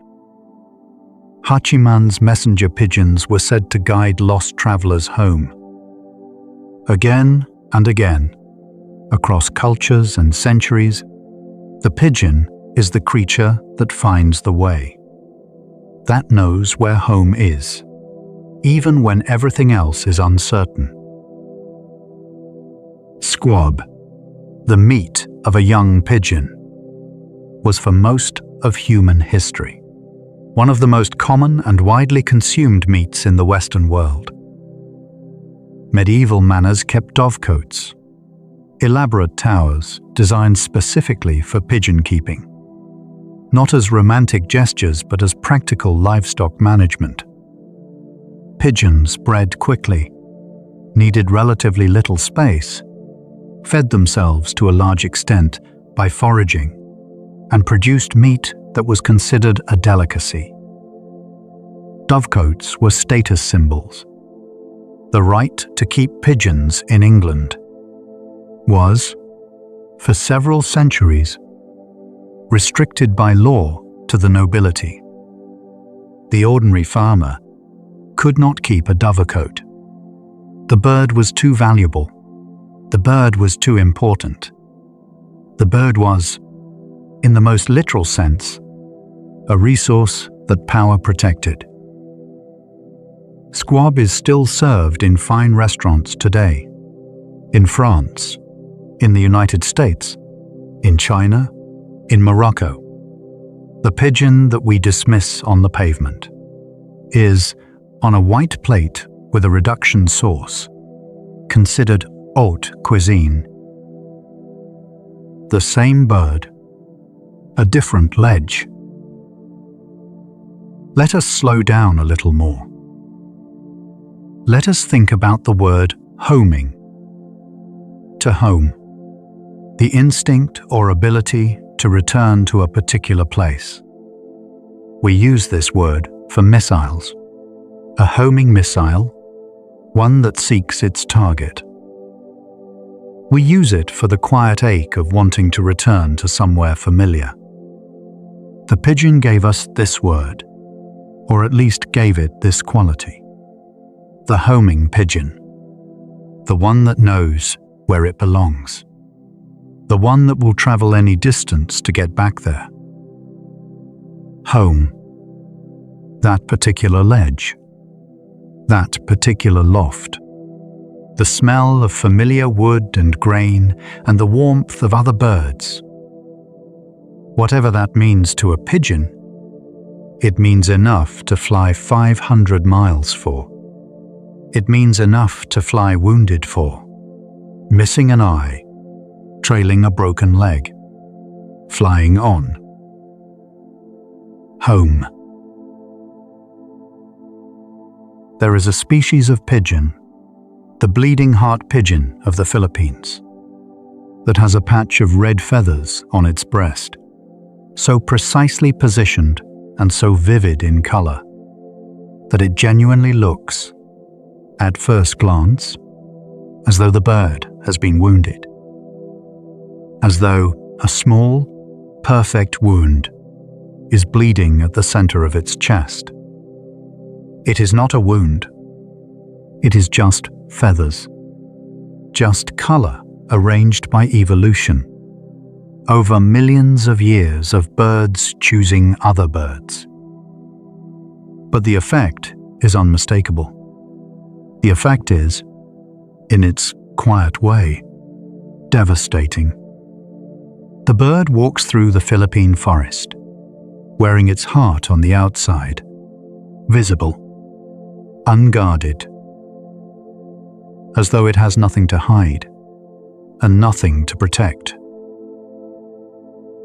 The fruit pigeons of the Pacific, the many dozens of species of Tylenopus, are among the most colorful birds in the world. They live in forest canopies, feeding on fruit and their colors: yellow, green, orange, crimson, violet, are a kind of evolutionary display that speaks to the richness of the forests they inhabit. But what is interesting about their colors is that they are not arbitrary. The bright patches on their heads and chests serve to advertise their presence to other fruit pigeons, while blending, from a distance, into the patterned light and shadow of the canopy. They are visible to those who know how to look, and invisible to those who do not. A private signal in a public space, a language within the noise. It occurs to me now, and perhaps it occurs to you, that the more time you spend thinking about any animal, really thinking about it, the more it expands. Every creature, looked at closely enough, becomes more complex, more various, more worthy of attention than our first glance suggested. We move through the world at a kind of summary level. A pigeon is a pigeon. A tree is a tree. A cloud is a cloud. And only rarely do we stop and look and find that each of these categories contains an entire world. An entire world. quietly going on in the space above the pavement while we walk past. Homing pigeons used in racing are trained from a very young age. The process begins with short releases close to the home loft, gradually increasing in distance as the bird's navigation skills develop. A young pigeon going through its first long solo flight, 5, 10, 50 kilometers, is genuinely finding its way for the first time, making its internal map, learning the landscape from above, recording the magnetic patterns, the familiar smells, the position of the sun at different times of day, the shapes of rivers and coastlines seen from the air. Everything that will, one day, allow it to find its way home from 1,000 miles away, is being laid down now in these early flights, stroke by stroke, like a map being drawn. There is a word, place, that we use for a location in the world, a geographic point, an address. But it is also a word for something deeper. The way a particular place can feel, the way certain arrangements of light and space and smell become associated, over time, with safety and warmth and belonging. The pigeon knows place in this second sense, too. Its loft is not merely a set of coordinates. It is home, the place toward which everything in its biology is oriented. And perhaps that is worth sitting with, for a moment tonight, as you settle here. You, too, are somewhere. Some arrangement of warmth and familiarity and belonging, some soft and quiet place that holds you, the way the loft holds the pigeon. You have arrived. You are here. The pigeon's relationship with rain is interesting. They do not much like heavy rain. Their feathers, though they have some natural oil from a gland near the tail, are not as waterproof as those of a duck. In heavy rain, they will seek shelter, pressing into overhangs and archways, puffing their feathers out to trap warm air close to the skin. But in light rain, a soft drizzle, the kind of rain that barely seems like rain at all, you can sometimes watch a pigeon stand in it quite comfortably, allowing the water to run through its feathers, its head slightly lowered, its eyes half closed, in what appears to be something very close to enjoyment. The bird bathing in the lightest possible rain, the bird letting itself be washed. Soft, still, patient. Pigeons at city fountains and puddles will sometimes bathe quite enthusiastically, plunging their heads under the surface, ruffling their wings through the water, splashing in a way that looks, despite everything, like fun. After bathing, they will find a sunny ledge and spread their wings and tail in that dissolving into warmth posture we visited earlier, drying and preening and resettling every feather back into its proper place. The bath, the sun, the preening, the settling. It is, in its essential rhythm, not so very different from how you might end a long day. Clean, warm, everything put back in order, ready to rest. There are places in the world where pigeons have been there so long that they have become part of the architecture. In Venice, the pigeons of St. Mark's Square are as iconic as the basilica itself. In Istanbul, the pigeons of the Grand Bazaar neighborhood, wheel above the minarets and markets, as they have for centuries. In Jaipur, there is a temple, the Kabutar Mahal, meaning Pigeon Palace, built specifically for pigeons, maintained and fed every day, the birds considered sacred. Thousands of them, resident in a building made for them, in a city that still tends to them, out of something that might be called love, or might simply be habit so old. It has become indistinguishable from love. The Pigeon Palace. I cannot think of a more deserving tenant. The word pigeon comes from the Old French word pigeon, which came from the Latin pipio, meaning a young, chirping bird. The Latin word was onomatopoeia, a word that tries to capture the sound of the thing it names. Pipio, the small voice, the peep and coo of a young bird that someone, somewhere, a very long time ago, thought was worth trying to put into language. And so the word carries inside it, if you listen carefully, the sound of the bird itself. Pigeon, pipio, a soft, rounded word for a soft, rounded bird. The dove, which is a pigeon, remember, comes from the Anglo-Saxon word doof, related to the Old High German tuber, meaning the bird that dives. The diver, the one that plunges downward from the sky.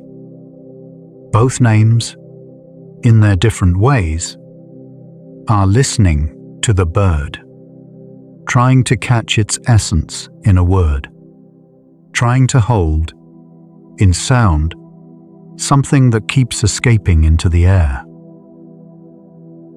There is a concept in Japanese aesthetics called mono-no aware, sometimes translated as the pathos of things or the gentle sadness of passing. It is the bittersweet feeling you get when you are aware that something beautiful is also temporary. Cherry blossoms falling, autumn light on water, the song of a bird at the edge of evening. The pigeon does not experience mono-no where, as far as we know, it does not hold its own life at arm's length and see it as a beautiful passing thing. But we can. We can look at the pigeon on its ledge, that small, warm, 26 million-year-old creature, and feel, quietly, the gentle wonder of its being here at all. That it is alive, that it is flying, that it keeps finding its way home, in a world that keeps changing around it. Pigeons have been to space. Not directly, not strapped into a rocket capsule, but their biology has been studied extensively by researchers interested in understanding navigation, magnetic sensing, and spatial memory, in ways that might eventually benefit human spaceflight. The question of how a living creature maintains its sense of direction in the absence of familiar reference points, without the sun, without landmarks, without the Earth's magnetic field, is a question that the pigeon, with its multiple overlapping navigation systems, is uniquely positioned to help us think through. The humble city pigeon as a guide for deep space navigation. It is, I think, a perfectly pigeon-like contribution to make. The relationship between pigeons and art is not limited to Picasso. In the 20th century, the conceptual artist Bas Jan Ader made a work called In Search of the Miraculous, in which he released a pigeon with a message tied to it, as part of a work about journeys and disappearances.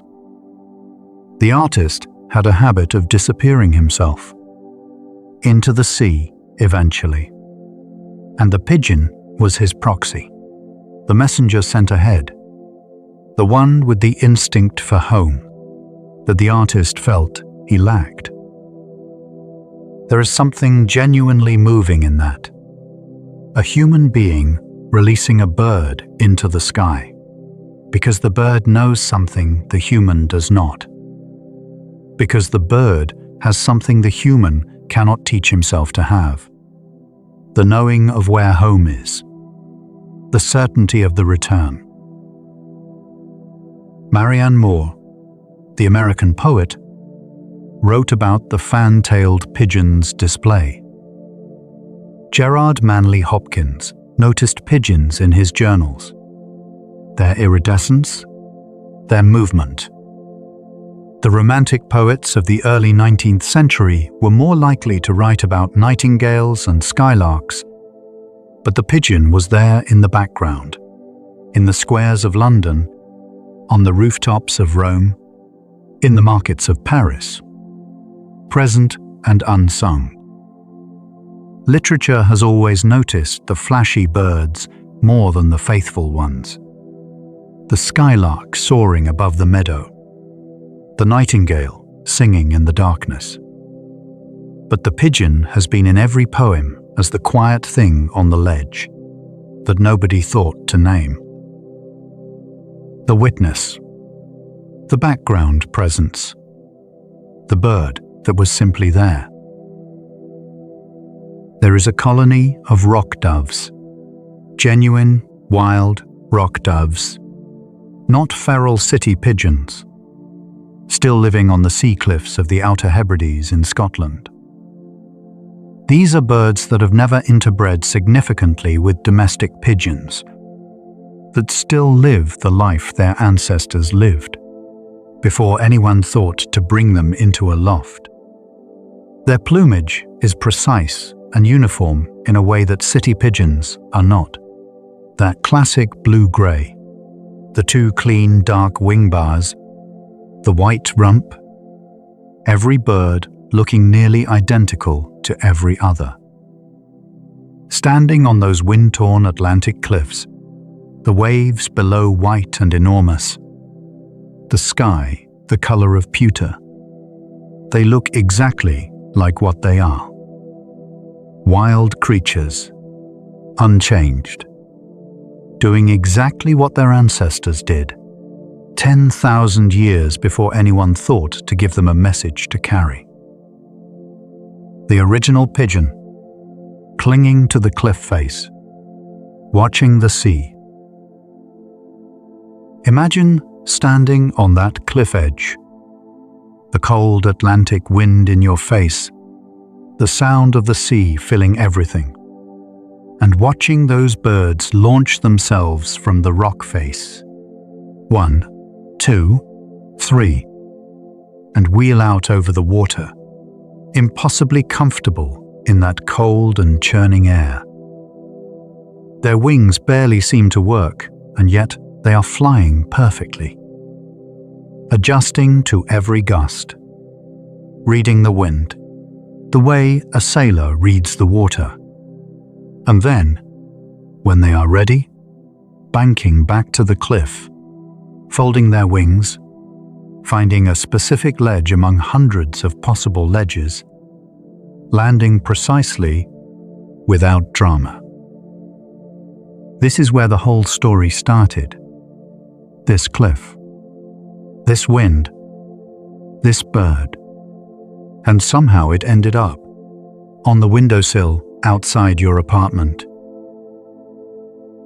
The science of magnetoreception, the ability to sense magnetic fields, is one of the more humbling frontiers of biology, because it describes an entire sense that human beings simply do not have. We have 5 senses, or perhaps more if you count proprioception, and vestibular sense and thermoception. But we have no magnetic sense. We have no organ that detects the field of the earth. We cannot feel north. The pigeon can. And not just pigeons. Sea turtles, certain fish, migratory birds of many kinds, possibly bees, possibly dogs. All of these creatures carry a sense we lack, perceive an aspect of the world that is invisible to us. The world is richer than we can perceive. Always. In ways we are only beginning to understand. The pigeon knows this, if knowing is the right word, because the pigeon lives it. There is a theory, still being actively debated. The pigeons may also navigate using low-frequency sound maps. The idea is that every geographical feature, every mountain range, valley, coastline, river, produces its own characteristic infrasound signature as air and water move over and around it. These infrasound signatures travel vast distances, thousands of kilometers, and collectively create a kind of acoustic landscape that a sufficiently sensitive ear could use as a map. The pigeon's extraordinary low-frequency hearing may allow it to read this map, to hear the shape of the continent, to navigate not by sight or magnetism alone, but by the sound that the earth makes, simply by existing. The earth, singing below the range of human hearing. The pigeon, listening. Oxford University ran a series of experiments in the early 2000s, in which pigeons were fitted with small GPS tracking devices and released in unfamiliar locations. The resulting flight paths were surprising. Rather than flying the direct, crowflies line home that researchers expected, the pigeons often followed roads, motorways, country lanes, ring roads. They flew above the infrastructure of the human world, as though reading it like a map, following the A34 for several miles, turning at a roundabout, cutting across fields where the road curved away from their route. The pigeons had learned the road network. They had incorporated human geography into their internal maps. They used our roads to navigate their world. The collaboration, it seems, runs deeper than we imagined. Some pigeons were found by these same Oxford researchers to use highly individual routes, almost signature routes, different from any other bird in the study, suggesting that navigation in pigeons is not purely instinctive, but also learned, personal, and accumulated over individual experience. One bird consistently passed over a particular farm. Another always crossed a certain small stream at the same point. As though each bird had developed, over its lifetime of flying, a preferred route through the world, a personal geography, a set of landmarks that were theirs alone, familiar and trusted. The pigeon has a journey it prefers, a way it likes to come home. That is perhaps not so different from the routes we take. The walk you take that goes past the old bookshop, even though it is slightly longer.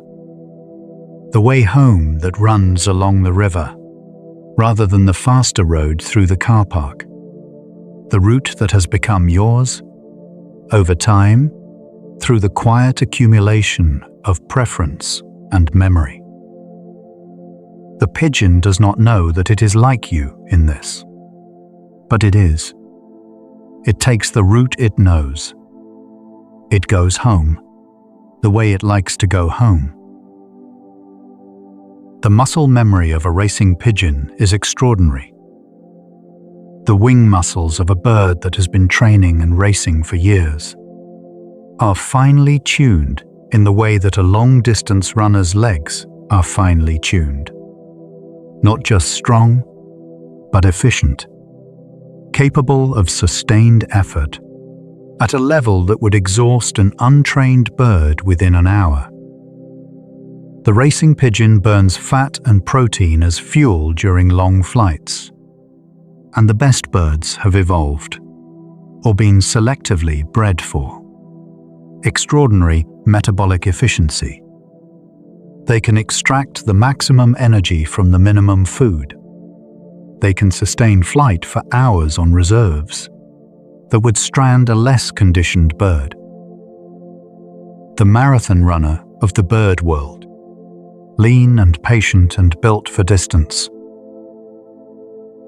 When a pigeon arrives home after a long race, after 7, 8, 9 hours of continuous flying, it does not collapse. It lands, walks to the water, drinks, then walks to the grain tray and eats. Calmly, without drama, as if this were simply Tuesday. Then it finds its perch, tucks its bill beneath its wing, and is asleep within minutes. 800 kilometers. Done. Finished. Resting now. The equanimity of it is genuinely something to sit with. The bird that has just performed a feat of endurance that no human athlete could replicate is now napping because there is nothing left to do. It is home. It can stop. Pigeons have been shown to have something researchers call episodic-like memory. The ability to recall not just what happened, but something of when and where it happened. This is considered a marker of relatively advanced cognition. For a long time, it was thought to be uniquely human, the ability to mentally travel back in time, to relive specific experiences. Then it was found in great apes, then in dolphins, then in scrub jays, and now there is evidence for something like it in pigeons. The pigeon that returns to a particular spot in the park where it found food 3 days ago may be doing so because it remembers, in some meaningful sense, finding food there. Not just pattern matching, not just instinct, something more like memory, something more like experience. The pigeon carries its past with it, the way we do, as it moves through the present. Consider for a moment the sheer number of pigeons in the world right now. Estimates vary, but current figures suggest there are somewhere between 200 and 400 million feral and domestic pigeons worldwide. 400 million. That is roughly 50 pigeons for every person in the United States. Every city of significant size on every continent hosts a population of these birds. From the piazzas of Rome to the financial districts of Tokyo, from the souks of Marrakesh to the bus terminals of Sao Paulo, from the inner city neighborhoods of Lagos to the apartment blocks of Moscow. The pigeon is, in terms of geographic distribution, one of the most successful birds on Earth. Not because it was designed for this, not because it chose this, but because, when the world offered it cities, it simply accepted them. with the same unhurried, amber-eyed, round-shouldered grace it brings to everything. There are pigeon hospitals. This is not widely known, but in several major cities, London, Mumbai, New York, there are organizations that specifically rehabilitate injured pigeons. People bring them in from the streets, birds with broken wings, injured feet, birds that have been attacked by cats or tangled in string, and veterinarians and volunteers treat them, splint their wings, clean their wounds, feed them by hand, monitor their recovery, release them, when they are ready, back into the city that hurt them.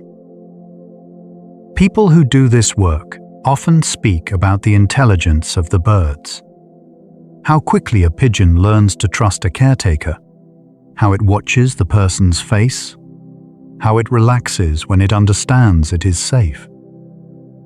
The pigeon that has been afraid, and then is not. The pigeon that has been hurt, and then is not. Learning that some hands do not mean harm. In the city of Karachi, there is a tradition of feeding pigeons near mosques and shrines that is so deeply embedded in the culture that certain vendors have sold pigeon feed near certain religious sites for 4 and 5 generations in the same family. Grandfather, father, son, grandson, all of them selling little bags of grain to pilgrims who scatter it for the birds.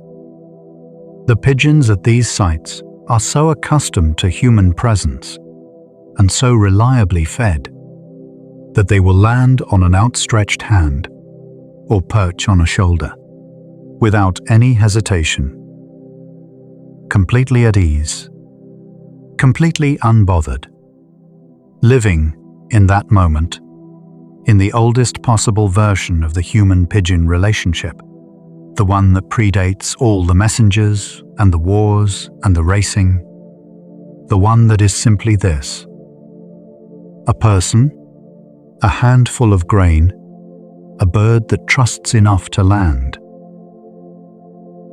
There is a behavior in pigeons called allopreening, where one bird uses its beak to groom the feathers of another, particularly around the head and neck, where the bird cannot reach itself.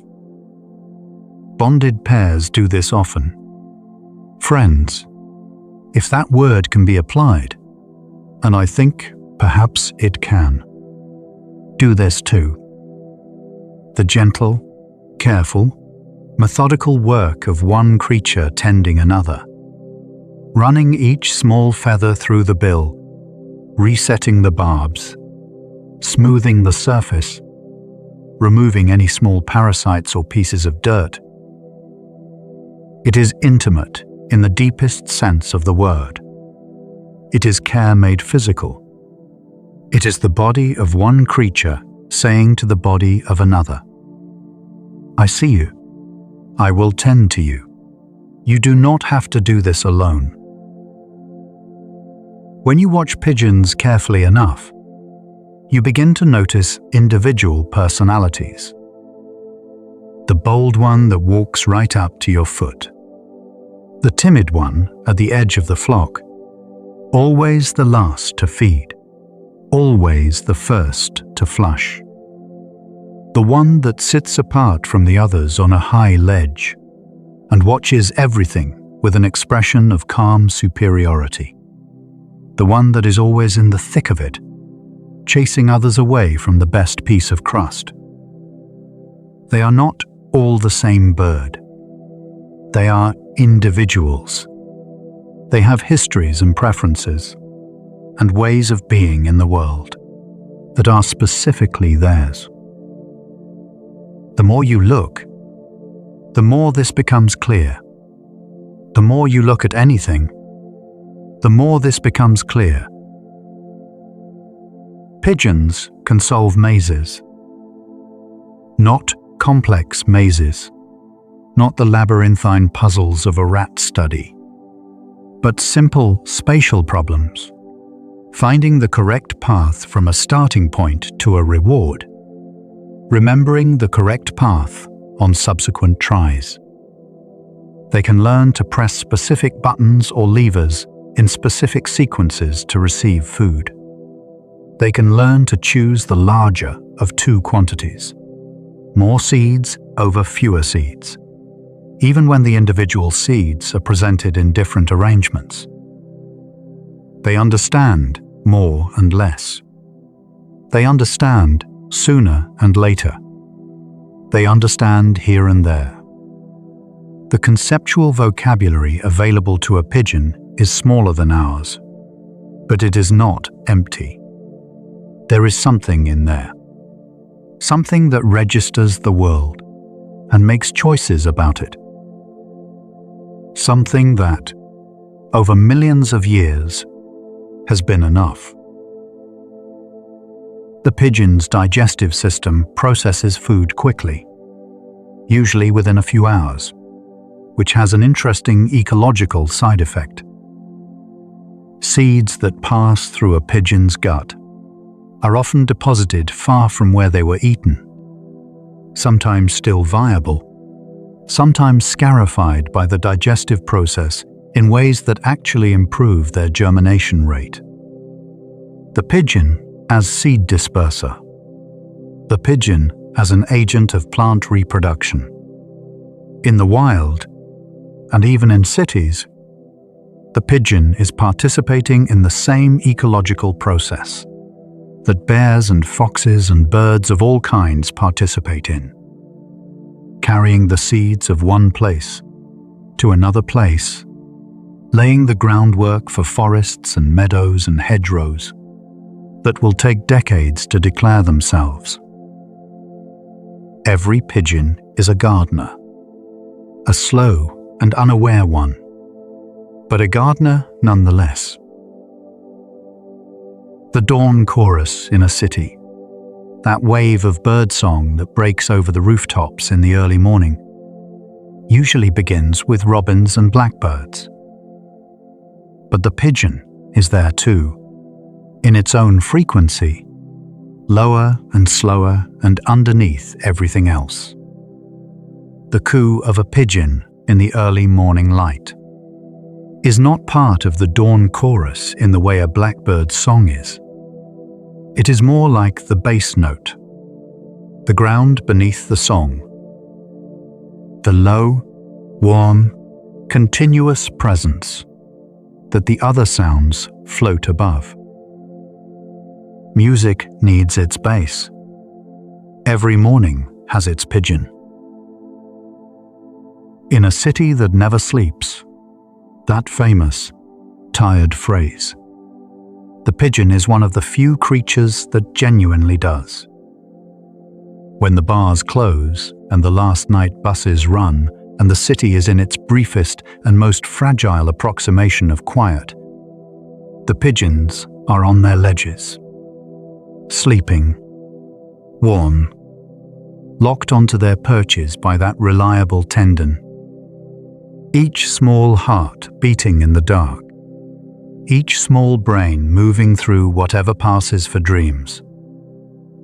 The city turns around them, and they do not notice. The city lights flicker and shine below, and they do not open their eyes. They simply rest, in the way that only creatures with no tomorrow on their minds can rest. Completely, without remainder. As the night deepens, and I hope it is deepening around you, that comfortable, gradual, heavying of the dark. Let us think about what a pigeon does when the light goes. It returns to its roost. It finds its place among the others. It settles its feet around the ledge. It tucks its bill beneath its wing, or sometimes simply lowers its head and lets its eyes close. And then it does what all living things must do. It surrenders to rest. It lets the day go. It allows the darkness and the warmth of the flock to take over. The brain slows. The heartbeat softens from its daytime pace. The feathers settle. The world around the bird. The city, the noise, the light, the constant small negotiations of a pigeon's life. All of it recedes. And the bird rests. Think about what the pigeon has held today. All the small things it has seen from its ledge. The people passing below. The pigeons coming and going. The shift of the light across the hours.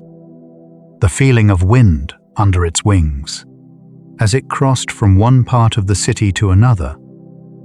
The grit and grain of its breakfast. The warmth of the afternoon. The softening of the sky as evening came. A full day. A complete day. Lived in a city it did not choose, but has made its own.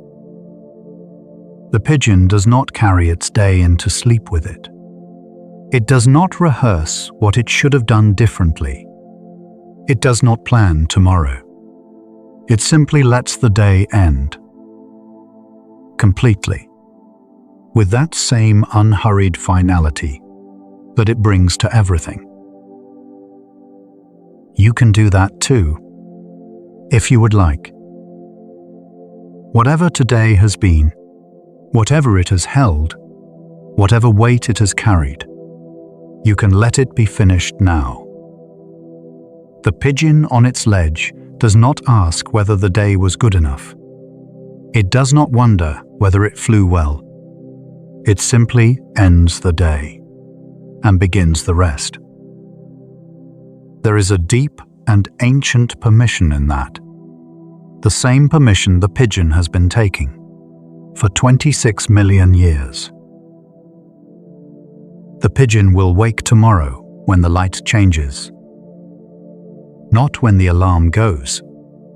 Not when someone else decides the day should begin.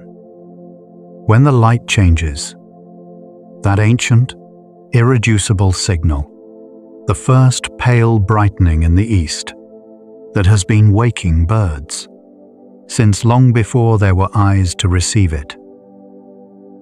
And when it wakes, it will stretch, it will preen, it will open its round amber eye and look at the world, and then it will fly. Because that is what it does. Because it knows how. Because it has known how for a very, very long time.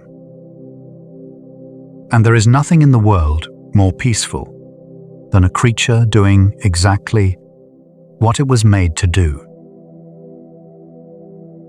The first pale thread of morning, that moment when the darkness first begins to loosen, is a thing the pigeon meets before almost any other city creature.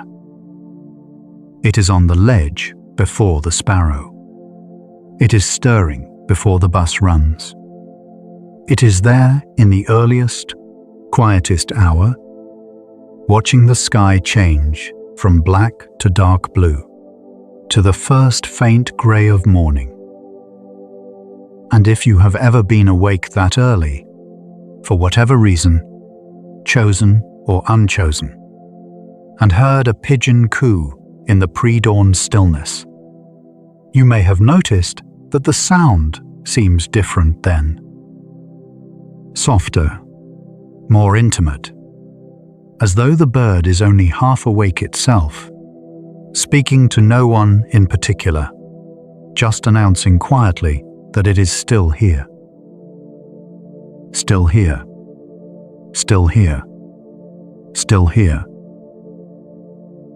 All of this, the navigation and the history and the intelligence and the loyalty and the grief of the passenger pigeon and the beauty of the crowned pigeon and the quiet courage of Cher Ami. All of it is present, somehow, in the ordinary grey bird on the ordinary city ledge. Not visible most of the time. Not legible without some time and attention. But there, compressed into that small, warm, feathered body, encoded in the hollow bones and the amber eye, and the slow, round, peaceful coo. The whole deep history of the pigeon and the person, pressed together on a ledge above a city, in the morning light, neither of them fully understanding the other, both of them, in their way, simply glad to be there. You are somewhere warm right now. You are somewhere safe. The weight of the day has left your shoulders, the way a flock of pigeons leaves a rooftop, one by one, and then all at once, and then just sky. Let your breathing slow. Let the words drift past you now, without needing to hold them. The pigeon does not try to hold the wind. It simply opens its wings and lets the wind do what the wind does. Let yourself be carried now in just the same way. Somewhere tonight, on a ledge above a city that never entirely goes quiet, a pigeon is sleeping. Its feet are locked around a cold metal bar. Its head is tucked beneath its wing. Its small, warm heart is beating steadily in the dark. It does not know about its history. It does not know about the wars it helped to fight, or the peace it came to symbolize, or the science it informed, or the price some of its relatives have sold for, or the species of its family that were lost. It knows its ledge. It knows the smell of home. It knows the warmth of the birds pressed close on either side. And in that small, warm, sufficient knowledge, it rests. Completely, without reservation, without remainder. Close your eyes now, if you haven't already. Let the dark come in. Let the softness of this moment settle around you like feathers. Like 10,000 feathers, each one a small and perfect structure, each one interlocking with the next, making something whole and warm and good. You have come a long way today, however far it was, however many miles of one kind or another. You are home now. Whatever home means for you, you are here. You have arrived. Somewhere very close to where you are, a pigeon is resting, tucked into the dark, warm and still and breathing. Company, without knowing it, for you. Two warm creatures in the same city night. Both of you letting go. Both of you finding your way home. Sleep well. The morning will come, the way it always does. Slowly, softly, without asking. And the pigeon will be there, on its ledge, waiting for the light. As it always has. As it always will.